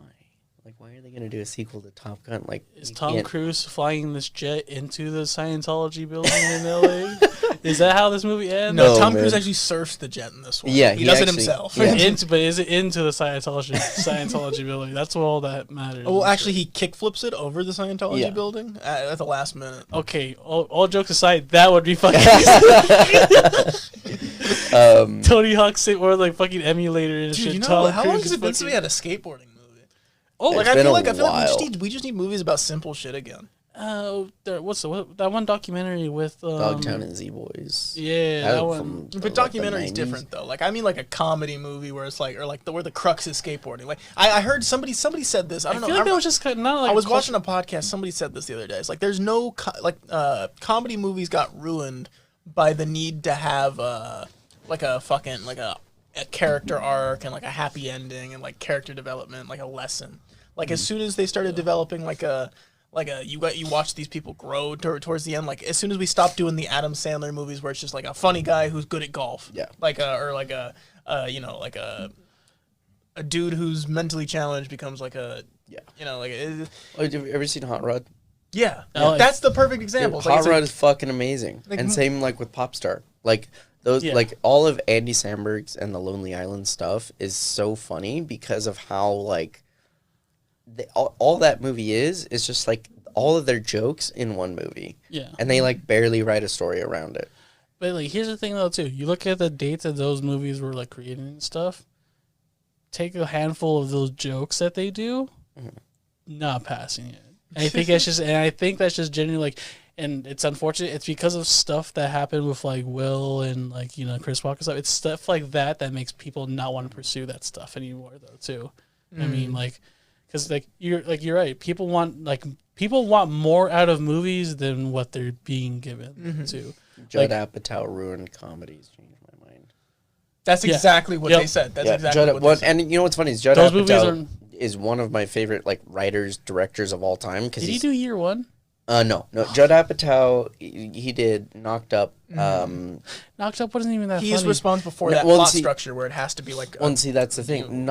His films aren't like funny. I would say his funniest movie is probably The 40-Year-Old Virgin, because that one is like consistently like because slapstick. it's Steve Carell. Like, And it's he Steve Carell, makes and it Paul funny. Rudd, and Jane Lynch. Like, they're all so funny in that I should movie. really watch that movie. Judd Apatow's movies are like. I mean, if anything, they're like dramas. Like, Knocked Up isn't a comedy.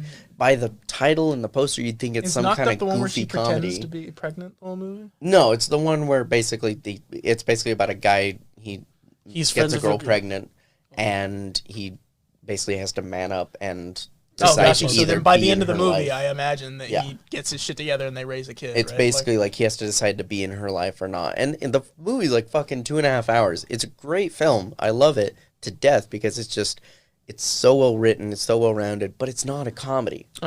There's some comedic elements because like his roommates are funny and they're like stoners and they like make porn jokes.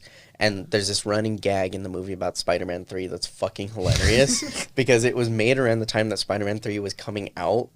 And so like in different scenes, there's like either like a Spider-Man 3 trailer on the TV, or the guys will be like, "Oh shit, Spider-Man 3 starts in 7 minutes. Come on, guys, we gotta go." And then Paul Rudd's character, he like does mushrooms with Seth Rogen, and they have like a guys' day together. And then he finally, like, Paul Rudd meets up with his wife, and she's like, "You've been so distant I from me cannot lately." see Paul Rudd and Seth Rogen hanging out weirdly enough. Dude, Continue. he's Bro, Paul they're Rudd like is buzz- great in that movie. Bro, they're like best buds in Are they real life. really? Dude, they're stoner buddies. Paul Rudd, Paul Rudd just doesn't look like the way he is as a human. Like, he doesn't. You right. You're Yeah. right. Let's be He honest. looks like a bed commercial for like Sleep Number, but like he acts like a a sleep guy. number dude. That's a specific type of dude. Like, you look like a sleep number dude, That's my funny. boy. You look like a You know, you they're look like jumping on the memory a foam that purple doesn't- that mattress doesn't dude yourself. Not You know? purple mattress. Oh, that's fucking yeah, but like yeah, they're stoner Yeah. buddies though too. So like, I think the movie is like, his movies are great. I really didn't like Trainwreck. Trainwreck is really not good, and that's because he didn't write it. Amy Schumer wrote it. So yeah, Granted, this was before we all know what we know now about her and shit. my favorite bit about that movie is that you see John Cena's. Well, it may not be real, but you see John Cena naked, and it's You're gonna real- look at That's that and think that it's fake, Well, yeah. Usually, schlongs in movies aren't real. but this is John John Cena. Cena's. Yeah. Yeah, it's probably prosthetic. No, I'll tell you this about that man. That thing, yeah, you can see it. There's no. That was like the only funny part of the movie. He like gets out of bed and you see his dick, and I went, haha. And then I didn't laugh the rest of the movie. it's like watching Animal House with Yeah. Rob Lowe. Yeah. That's a really good. That's a really good. King of analogy. Staten Island was really good though. King of Staten Island is Yeah. one I of love the that few movie. exceptions where it's like because I knew it was gonna be a story that has like a bit of Yeah. emotional to it, and also I just like Pete Davidson. I was Yeah. watching him when he was on Guy Code, so it was like I think that's just Pete Davidson's life though too, and I think that's just for Pete Davidson's style of comedy, or like where it's like it's pseudo sad and By the like, way, in your it's face, so crazy but that like with the most outrageous reactions to Yeah. it and shit.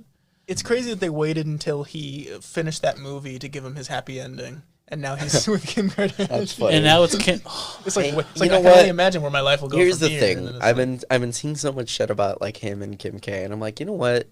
Let them live their life. Like, who are we to judge like her taste in men or his taste in women? Like, if they're I'm happy, very they're happy. happy. For Pete. I love Pete Davidson's one of those celebrities that I've loved watching forever. So He's it's a really down to earth, like at least like writer and comedian. Yeah. Because even his content for SNL has been like very I not think he wholesome in the sense of like I think he carries that cast to be quite like honest. he does, and he fucking like he writes like a maniac. He's so funny.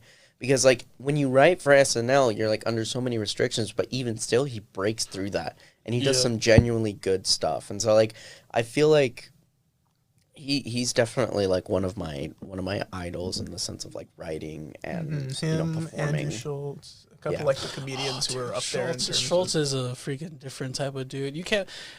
the amount of talent that Schultz has to do crowd work as his main thing, like that's a lost. That's a lost It's a form. confidence that you can only get from being from New York. It's like Yeah. the lack of fear to look at somebody and go, I'm not afraid of what you're gonna think of me for making fun of you. It's like that racist thing that you thought I was gonna say. I'm gonna say it, but times 10. Well, and see, that's the thing. That's the problem with comedy. And it's like now. I used to try You that style of humor. It doesn't work very well unless you keep running with it. You have to keep pushing that momentum. Otherwise, you let up for a second and go, maybe that was too much. They eat you.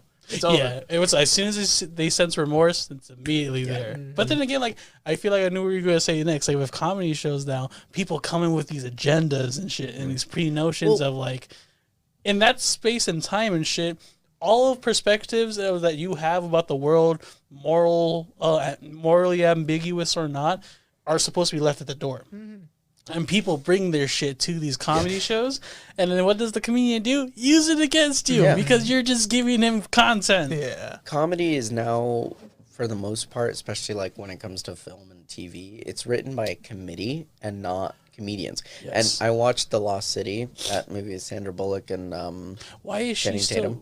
What made her say yes to that movie? I don't want to hear like the Rent. money. She I don't loves that know. genre, man. Well, I mean, here's the thing. So movies like that, like She's used got a to kid in the exist. NFL. Yeah, they have like there's this movie from I forget if it's 80s and 90s called Romancing the Stone.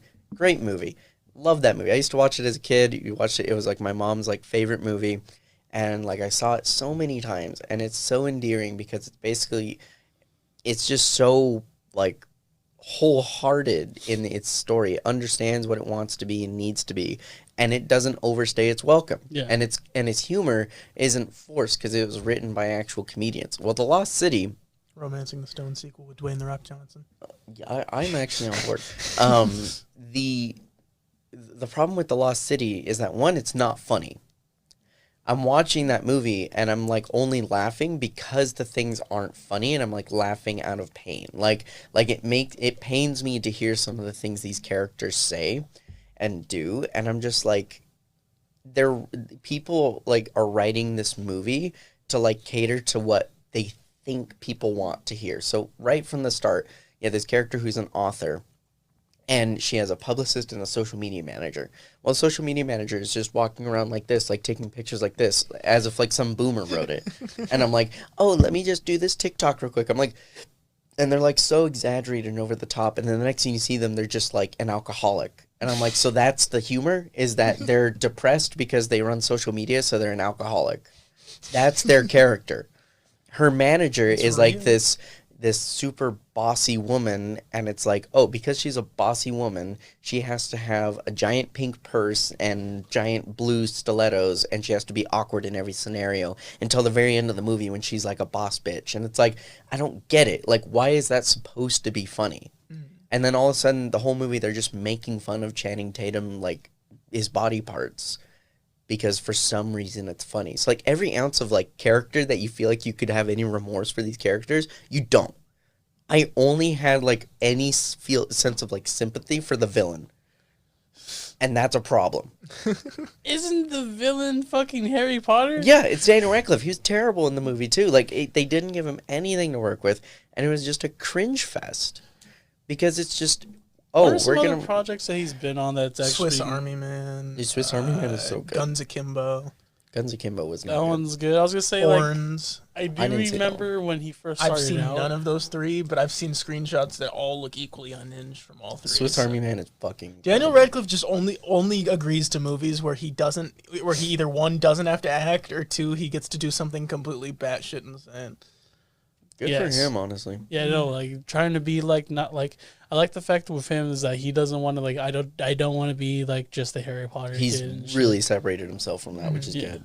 Because I was gonna say like even from his early start like he did something like it because his first like solo gig was The Woman in Black, and granted that was a great script, executed poorly and shit, but he made the most of that movie, and then like The play for that there's a play? That it starts out as a play, yeah. That's I think fucking scary. I man. want to see that play. If that's a play, that'd be fucking amazing. And They did it at a local theater one time, and it was A whole fucking Fantastic terrifying. Beasts movie came out recently. Yeah. And nobody talked about it.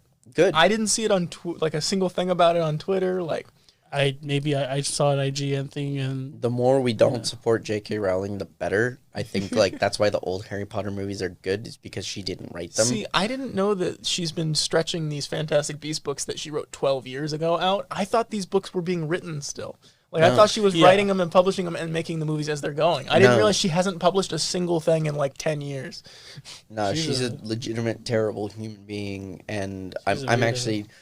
They said, "Oh, we have 2 more sequels in the works, but we're not going to greenlight them until this one's successful." And I hate to say it, I'm happy this bombed, because it's time that Harry Potter fucking died.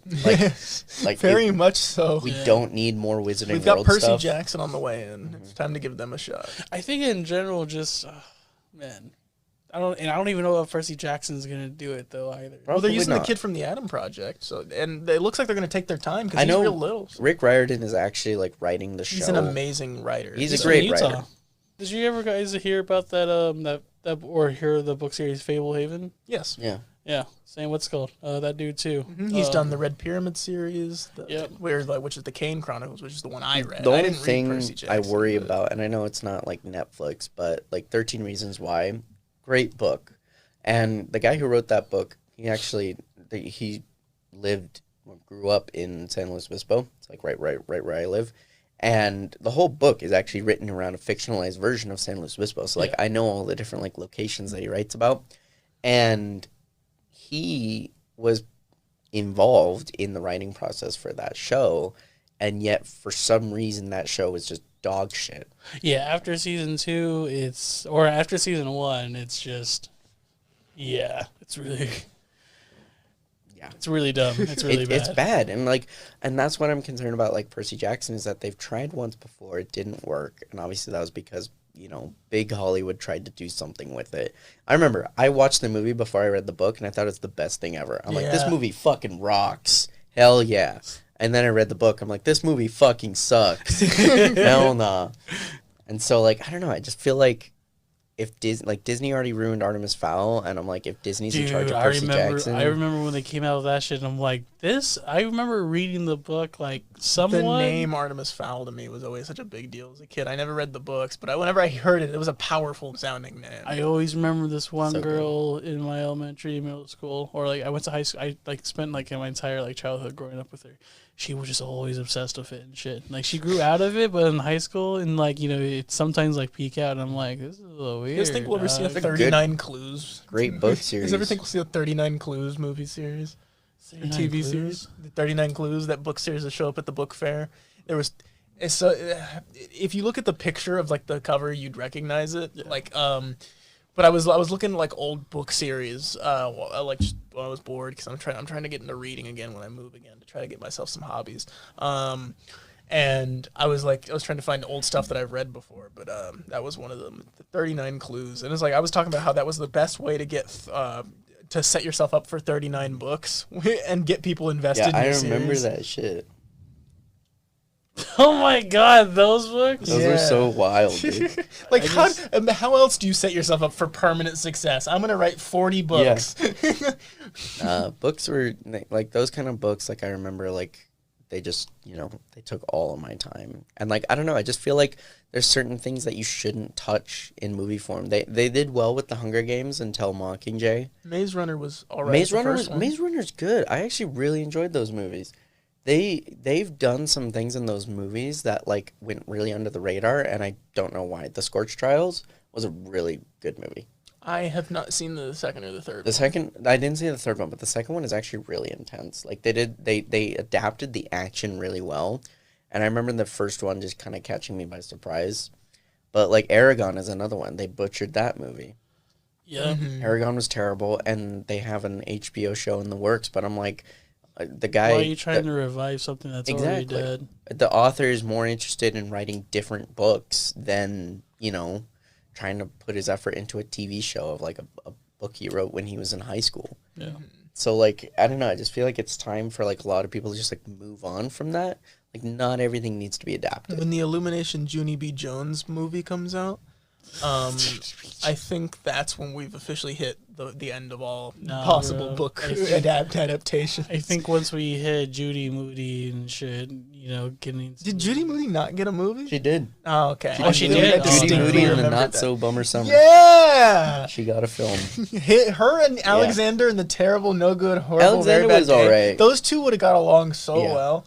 Alexander was an alright movie. The Wimpy Kid movies are great. The old Wimpy Kid movies are amazing. I refuse to watch the reboot.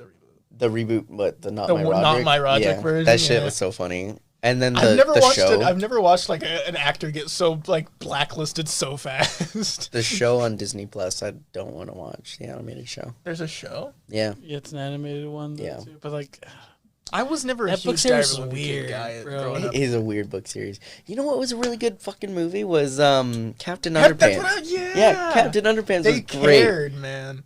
They cared about that shit. I I read that didn't shit all see the time that. as a kid. I didn't watch that. Did you or read the books as a kid?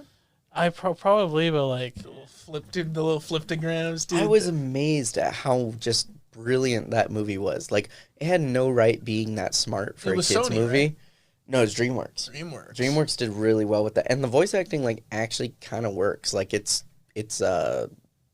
Kevin Hart and I forget who plays the other kid, but like grown adults playing kids, but it kind of works. It's like how Chip and Dale's about to come out with two grown adults playing. that the- one's gonna be interesting Andy to Samberg, watch. Yeah. John Mulaney. Because now technology, like all like the fictional characters and shit as like regular. I love people. that genre movie. The Looney Tunes take Yeah. man, like man, That Tunes was- in action. Yeah.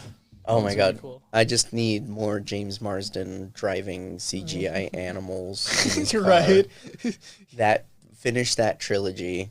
One more. Put him in the. I guess put him in the Sonic movie. He was in Sonic. No, sorry, I meant to say Mario movie. Oh, I don't know yeah. how I fucked that up. God, that's and see, Illumination is the one animation studio that I just can't get behind. Their movies have just been so. They made one. They've only ridiculously made mid. one good movie, and that's Despicable Me 1. Despicable Me was good. Sing was all right. I mean, it has enough for everyone, but like it's not for me. I can see think why the- people would like it. I think the reason why that movie is held back for so long is because like the song choices and Yeah. shit. If it wasn't contracted like pop music, I feel like it would have been better. That movie dated itself immediately. Yeah, but like, because like I'm a fan of like those singers and shit, but like the song selections are just Yeah. they're so limited. Anything that licenses music is gonna date itself immediately. Yeah, I'm actually- because like Tori Kelly's in that movie. Oh Yeah. my god, like her for her voice, she can do any like female like cover and stuff like that. And I'm not liking that if you're gonna have a genre of that type of movie and stuff like that, at least tweak the songs. Yeah. Either play it at a higher melody or We need more. you we know, need slow another version of it though too. Like I know or like an acoustic version of some of these songs and stuff. I want another Jack Black playing an animated animal movie. Whether or not that's a Kung Fu Panda movie or not, it's I just want more Jack in- Black animated. Yeah. He's one of the best like at his craft. Yeah. I feel All three like. Kung Fu Panda movies were a banger. Not one. Kung Fu Panda is really Kung Fu Panda and How to Train Your Dragon is when like DreamWorks actually like took itself out of that. Oh, we make the weird animated movies. We make the antithesis to Pixar. You want family friendly? We're kid friendly, but we're also not. We're super edgy.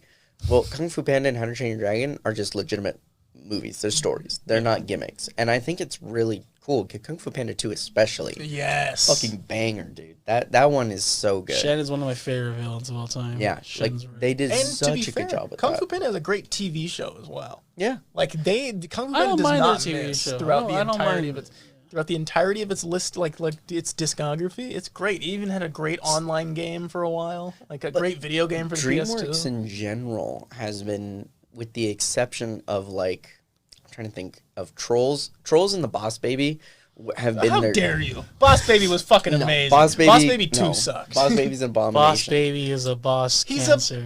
He's a little dude, you know. He's like a little He's a guy. baby in a He's suit. he's a little guy. He's got an agenda. I'll never forget He's a that little video. man. That Hopefully it's video not of- right or left leaning. That just a video little of Tobey Maguire. He's just a little man. He's got a little agenda. Tobey Maguire for Boss Baby 3. I feel like, with the exception of Boss Baby and Trolls, DreamWorks has been actually consistent in quality, which is amazing because of how much how neglected they've been. They just dropped a new movie called The Bad Guys, which I think it's gonna be good. it looks good. The one thing I have to say is that it looked pretty, the story looks pretty mid, and I've been hearing some mid things about it. It's the nut job again. Yeah, I want to say that because the Nut Job is a crack house movie. It's like Barnyard or fair. But I mean the plot. It's it's I do this. Plot's so I really do this. weird. It's just five animals from the plot. From the plot, the trailer I saw, I think it'll actually be a good movie plot. I'm interested to see it because I'm always down for DreamWorks, and one thing that I've heard is that while the story isn't amazing, visually DreamWorks is actually doing some really cool stuff. Their animation style is beautiful right now. Between that and the Puss in Boots sequel coming out, their stuff looks gorgeous. Why is Puss in Boots getting a sequel? How did Puss in Boots 2 beat Shrek 5? Shrek 5's been developed forever. And I thought it was a straight to DVD thing, but if you look at the animation, they're actually putting a lot of work into this. Doesn't Puss in Boots belong to Netflix? He got a TV show. He got a TV show on Netflix because DreamWorks had a deal with him. them. And King Julian got a TV show at the exact same time. DreamWorks has actually been hitting it out of the park with TV too, because they also have the Jurassic Park show, Camp Cretaceous. So it's the Jurassic Park for kids. They have the Fast and Furious Spy Racers. So it's Fast and Furious. Heard of these? What is? They just dropped this shit on Netflix. They did Carmen Sandiego. Oh, it's Netflix. Yeah, they have deals with Netflix. Wait, they're the ones doing those ones? Yeah. Oh, but did they also do Miraculous Ladybug too? No. Oh. But here's the thing now though too. All those projects, whatever future stuff they had going on, now delayed because Netflix is starting to be a bunch of fucking cucks and shit. I love how didn't we call this shit 6 months ago? We were I want to say we Netflix just started when it first started when they first announced they were going to increase their subscription. Yeah. Netflix has been going downhill. I was talking to someone at the Canab Film Fest, and it was a wonderful night.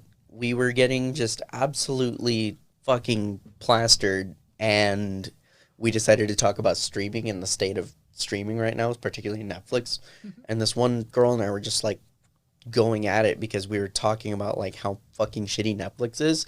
Because the only thing that Netflix does, they drop 1 or 2 original series that are worth watching a year, and then they drop all their Oscar movies in holiday season. That's all they have. Remember the days when you could order a disc off Netflix? You could find any movie you wanted on Netflix. Even on their streaming, if you wanted to watch a movie, you could search it. They probably had it. Now they don't, because HBO Max exists and they bought up all those properties. Amazon exists and they have MGM and other properties. Paramount Plus, they have all the Paramount movies now. Tubi has Universal movies. So Netflix just has this weird assortment of old, sometimes new movies. They're not getting new movies anymore unless they're Netflix originals. And they're also spending, I think it was almost $7.5 million an episode on the new Stranger Things seasons. And that's minimum. And I'm you guys are the ones fucking yourselves in the ass. Because then they also go to film festivals and then they buy Oscar-worthy films for $500-600 million. They bought The Power of the Dog for $350 million and pushed a campaign out that cost them $15 million, and it only won 1 Oscar.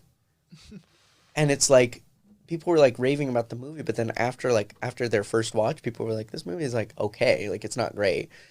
They're just wasting money at this point, and they're not making it back.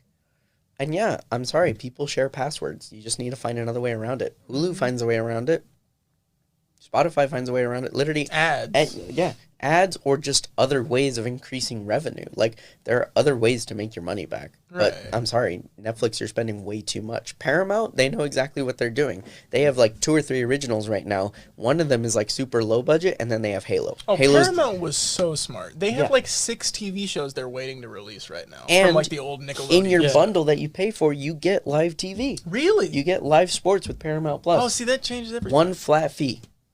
I think what also shot Netflix in the foot was that out of all the places to cut their funding to directly, it was towards their animation studios. The one thing Yeah, that what is with Hollywood and suddenly fucking all dogging on animation all of a I don't sudden? think Which it's is their that- it's like animation arguably is the I would say personally I believe is the best genre of creation because it is the most creative medium. Yeah.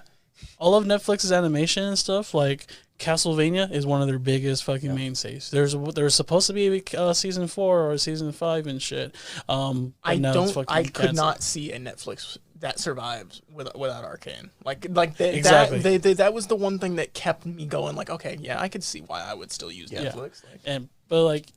Even like talking about like they just buy up like the rights to fucking movies and stuff like that. Like some of their stuff. Yeah, they have the next two Knives Out movies.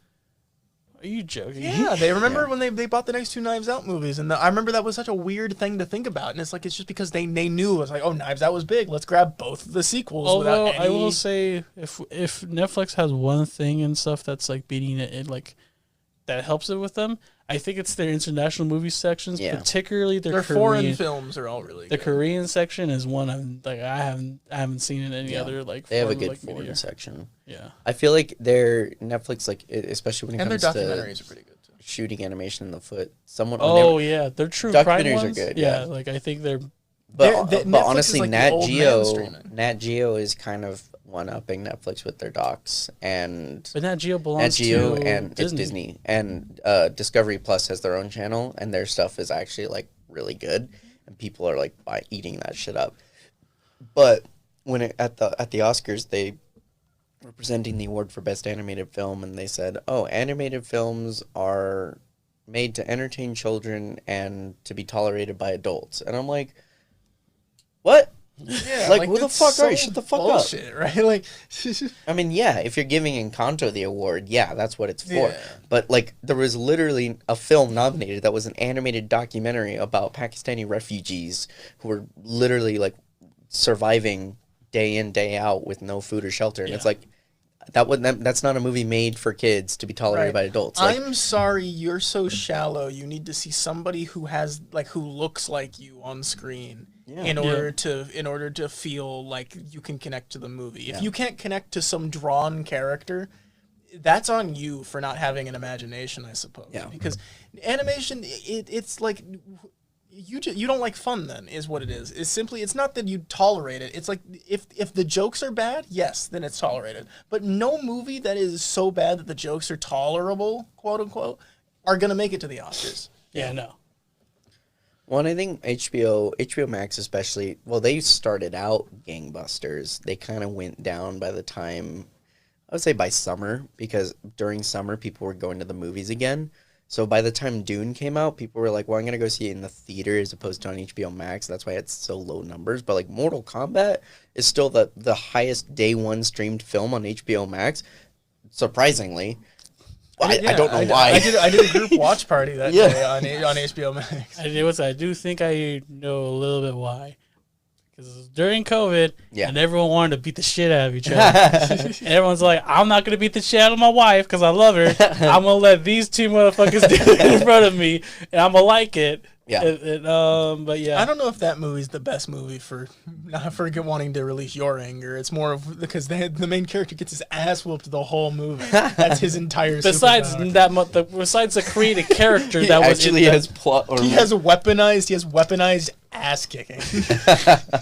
It's like, you know what I'm going to do about this fight? Get my ass kicked. He's got every nerd's daydreamed ability. Oh, I wish I could just break out of them wailing on me right now. You know what's like worse about that though too? This dude's like a fighter and shit. As a fighter, you're supposed to evolve. You're telling me that this dude's only good in the first 2 minutes of the first round? He's a fighter who gets progressively worse throughout the entire fight. That's what's funny. I would love like if they put him in a Mortal Kombat game and he's just like the worst fucking character. That's why he's Yeah. he's just horrible. Moveset wise, he has to be because his whole thing is that he has to take so much damage first. You build up his X-ray by getting your ass kicked. He's Mortal the entire Kombat's time. first heel. Like I love how like that, I love that movie because I don't know, it just has a soft spot in my heart because it's a terrible movie, good, but it's it's just bad. cheesy. But I think they got everyone's origin stories at least a good amount though too, especially at the big Jax hitters. is like the best example. Jax for was what so the good in movie's that like. movie. Dude, his scene with Scorpion or Sub-Zero freezing his arms off and shit. When he first almost dies, I genuinely thought he was just dead. Yeah. Like that was such a big that looked like a fatality to me, dude. I was really happy with how and also I felt like the gore was like it wasn't like, oh, we're just gonna do an R-rated Mortal Kombat movie for the sake of showing you blood and guts. Like they did a really good job of like making it like, oh, this is cringe-inducing, but also like it feels like Mortal Kombat. And I think it's just a fun movie. Like there's nothing wrong with having fun at that movie. I think we were discussed about this, but it was really cool, or it's really interesting to see that they switched up between Liu Kang and Kung Lao being like, you know, because in the lore, Liu Kang is like the big, like top dog descendant of like, you know, all of the Earthrealm champions. And in this one, it's to do with the hat this time. It's Kung Lao. I think we're watching. I think it's like set up for an arc, right? Because they're gonna. Yeah. Well, and Kung Lao's coming back. Like he's not dead. Like, Noob Saibot is pretty much confirmed. Confirmed. Is Ermac in the sequel? I don't know if Ermac is. I know they're focusing everything on Johnny Cage. So like, and they haven't even announced a casting. Like it's already been in production for like two almost a month. Get Barry Moynihan to do it. I would really enjoy that. Like Barry honestly, Moynihan as in Mortal Kombat? That would be really fun. As Johnny Cage? I can see it. I can see it. I feel like Barry Moynihan, he's the Miz from WWE. The Miz would be good, but I feel like he could have the chops too. He's too much of a smug bastard. But that's literally yeah. But Johnny Cage, like, he has something likable about him. When you look at Miz, he's the epitome of like everything that you hate inside of a white dude. Davidson is Johnny Cage. Yes, there it is. I hate you so. Let's get The Rock. As no Johnny one else Cage. exudes raw sexuality the way. Cover up the tattoos and build. Dude, what if he just like gets cast at it and just bulks up like a motherfucker? I loved him in Suicide Squad. He was so hey great guys, in that that shit was. I remember like they were hyping him up too. Like they're like Pete Davidson. I was so happy. I was like, dude, I'm so happy for him. This is a big deal. I remember because like I watched the first Suicide Squad. And I was like, what the fuck? And then I saw that. I was like, why the fuck is Pete Davidson here? I definitely didn't think they're going to go the route that they did. Funnily enough, I knew they were going to kill a bunch at the beginning. I did not think he was going to die. I thought he was going to continue for at least a little bit. Like I thought he was going to make it at least into the second act. To be the first one dead was a bit much. I really enjoyed that movie. That was really well done. I feel like, and that's the thing, like we talked about last time, like we've been talking about like, you know, the state of movies and everything, and I feel like overall blockbuster movies, there's those real gems that come along and yet they get overshadowed by like the way bigger movies. Like in my opinion, I feel like the Suicide Squad was probably the best comic book movie last year, and not many people are talking about it anymore because of Spider-Man. And because of the controversy with Eternals, and you know, like, and how like mid it is, or how some people think it's a masterpiece. I loved it. I thought it was good. I think we just move so fast. We don't appreciate that. We think that like once something's past a certain age, we just don't. We're not interested in it anymore. Well, and that's why I hope the Batman has like a place now. Like Melee players. You got something to say to some Melee players, bro? You keep bringing them up, bro. I was watching a Smash tournament the other day, so it was... Only neckbeard. What's like? I was gonna say. I feel like neckbeards like play like fucking Melee rather than like. I don't know. I skipped it. Like it was the Smash Brothers I skipped. So I've always had a passionate disliking for it. What even is that shit? It's the second Smash Brothers game. Yeah, it came out on GameCube before Brawl, but I think Brawl is better than Melee in like every way. I believe that too. I like Brawl is the baseline for the Smash we have right now. Yeah. So. Melee is a fucking decade or two decade old game that people are still playing, and I'm like, oh. It was a tweet. That's why I keep making the joke, because it was a tweet. It was like Melee players no longer interested in the game after finding out it's over 18 or something like that. Let's go. I'm really good at a game that was popular 18 years ago. Right. Good for you. I'm good at a game that has updated mechanics and since rebalanced the characters to make it so that, you know, people play more than just the top three. Yeah. I meant to ask, did you ever end up watching any anime after the anime episode we did? No, unless you consider, I don't know, I guess Arcane is not an anime, so. No, it's not. Because anime is basically just all the style, right? Yeah. Style. If it's made in Japan, essentially, or Avatar is an exception. I feel like Avatar gets through just because of the anime influence style that it had. And I was just gonna ask you, like, when at the Oscars will we ever see like an anime receive like an award like that?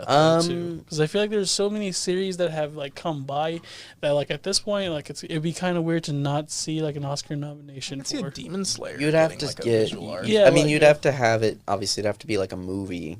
Does it have to be a movie? Yeah, Oh, okay, Oscars gotcha. have to be Oscars movies. movie. If you want TV, it would be either the Emmys or Oh, Golden Globes. so that's what. But Okay, anime that's- film, I mean, there have been anime that have been nominated for Oscars, like for best Ghibli animated films film. have gotten- Ghibli films. But like something a step from that, something that's more like the regular anime that you see on a daily basis. It's 'Cause a- Ghibli is on its own genre for a reason. The thing is that anime is such a. I mean, just like look at me. Anime is such a hard sell as it is. Look at me. Anime is such a hard sell, and the majority of voters for the Academy. Come on, Dord, are swords and boobs, bro. What do you want? It really, and also anime films rely heavily on the shows, and so the voters aren't gonna watch the shows. The people who vote for like the Oscars, like the nominations, they're simpletons. They're very simple people. That's why films like that's why 3 Disney movies get nominated every year.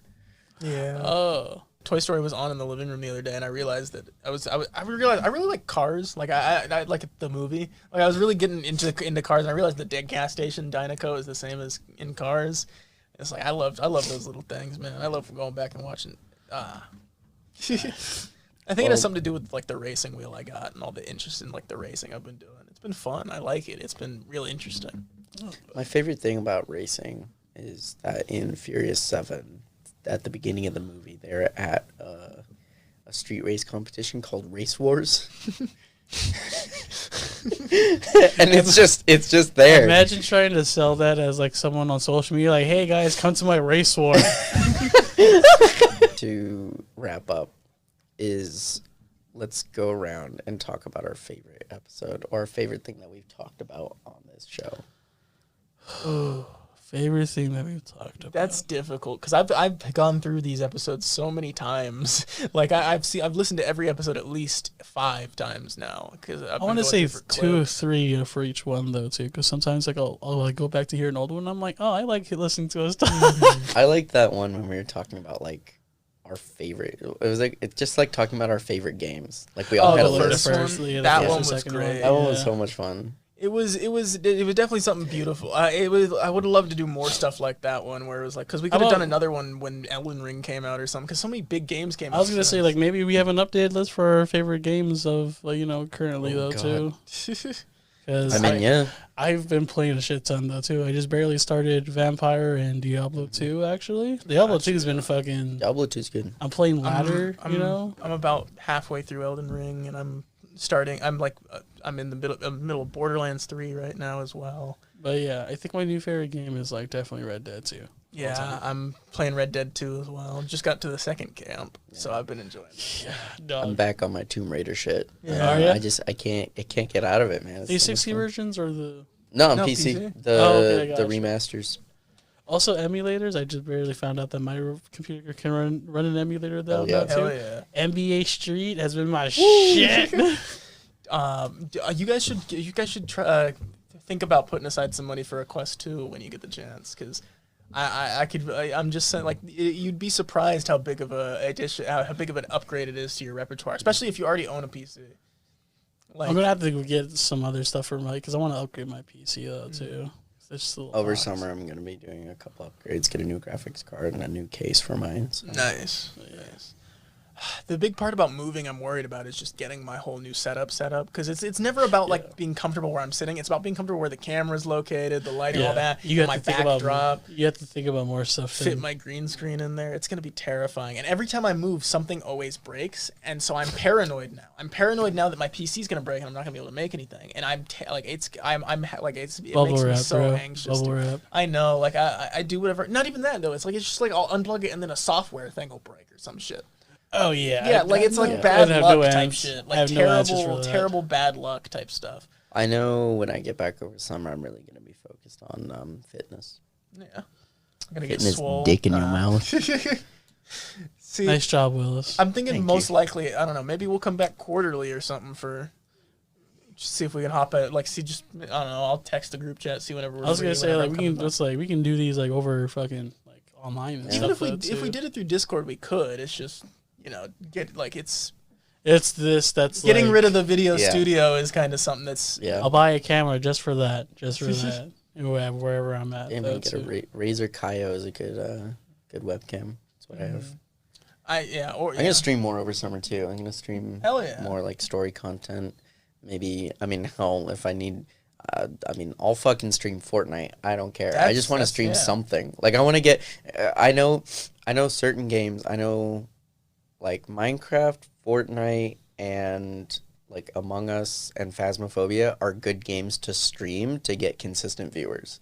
So like if I wanted to like get my perks and everything, I would probably stream those games because I know no one's gonna want to I could watch see me play that. Tomb Raider. On the flip side, well, I feel like on the flip side though, you grab that niche audience quicker if you stream the smaller games. Because I remember before I got IP banned from the game, I was streaming Wizard 101 and I gained like a large viewing. Wizard With that. 101. And before, I don't know what the fuck happened. I bought membership and got IP banned, but Hell yeah. biggest shame ever. But no, I can't wait. I look forward to that. Obviously, and I'm really upset that we never got to make like the DSU esports put us on like a stream team for Twitch or something like that, so I can fucking so I can keep the community tab open for all of us. Because like Isaac streams all the time, and I never I try to watch everybody I see, like Isaac, Brooks. Like I try to watch everybody from the old teams, like content and stuff. Like there's plenty of people out there doing their thing, and they're doing great. Obviously, Uture's coming up, and I'm about to submit my video, so I'm actually about to film the overarching little backdrop thing right now after this, Nice. so I can edit it together and upload it. I'm really hoping that like if things go well with Uture's show, it'll be good. Yeah. I don't know. I would love to be a part of that competition. Then if not, I'm still just gonna keep uploading. But like when I move, I'm just gonna try to focus on when I'm not. I'm obviously gonna be working a full-time job now. Yeah. So going from 28 to 40 hours is gonna be a nightmare. But I'm still gonna try to make content in my free time. So Yep. I wanna keep pushing this because this is the end game for me. Nice. So, and things have been looking pretty good recently. Like, I will say, since I've done the podcast, especially, like things have changed for me like crazy. I've gone up 50 subscribers since I moved here. Like, it is something else entirely. Yeah. And I think that this is one of the greatest parts, the greatest experiences. Being here and being with the team with you guys was so great. I loved every bit of it. Yeah, Like it's talking been a shit. good time. I guess without further ado, as much as I don't want to, I guess it's time to do our plugs, and we'll say our goodbyes here. Who wants to go first? I'll go first. You know my plugs. They're down in the bottom. You know me. Yep. It's been real. Your Twitch is just Carlos It's Plum? G00B. It's Goobinator, but with 2 zeros. Gotcha. So I'll throw that link in the description now. It should be in there. I don't know if I have put that in there yet. What about you, TJ? TJ fucking underscore shit. Shady, right? Yeah, Underscore. because they changed it, because why the fuck not? Yeah, follow me. I'm just not really, like, I follow gaming news pretty closely and shit, though, too, but, like, if anything, I'm posting, like, MMA shit, though, too. So, if you want to see me fucking just hear my hot takes and shit, follow me there, you bunch of nerds. Take care. Yep. And of course, you can find all my links, and you'll be continuing to follow me here on the video channel here at VictoryTGH. And of course, all of you who have been watching us here on the podcast on any audio platforms, we thank you so much for tuning in and listening. And we appreciate you so much, every single one of you from every single area of the world that you were in. Without further ado, we've been the Morning Madness Podcast. We thank you guys so much for waking up with us this year, and we will see you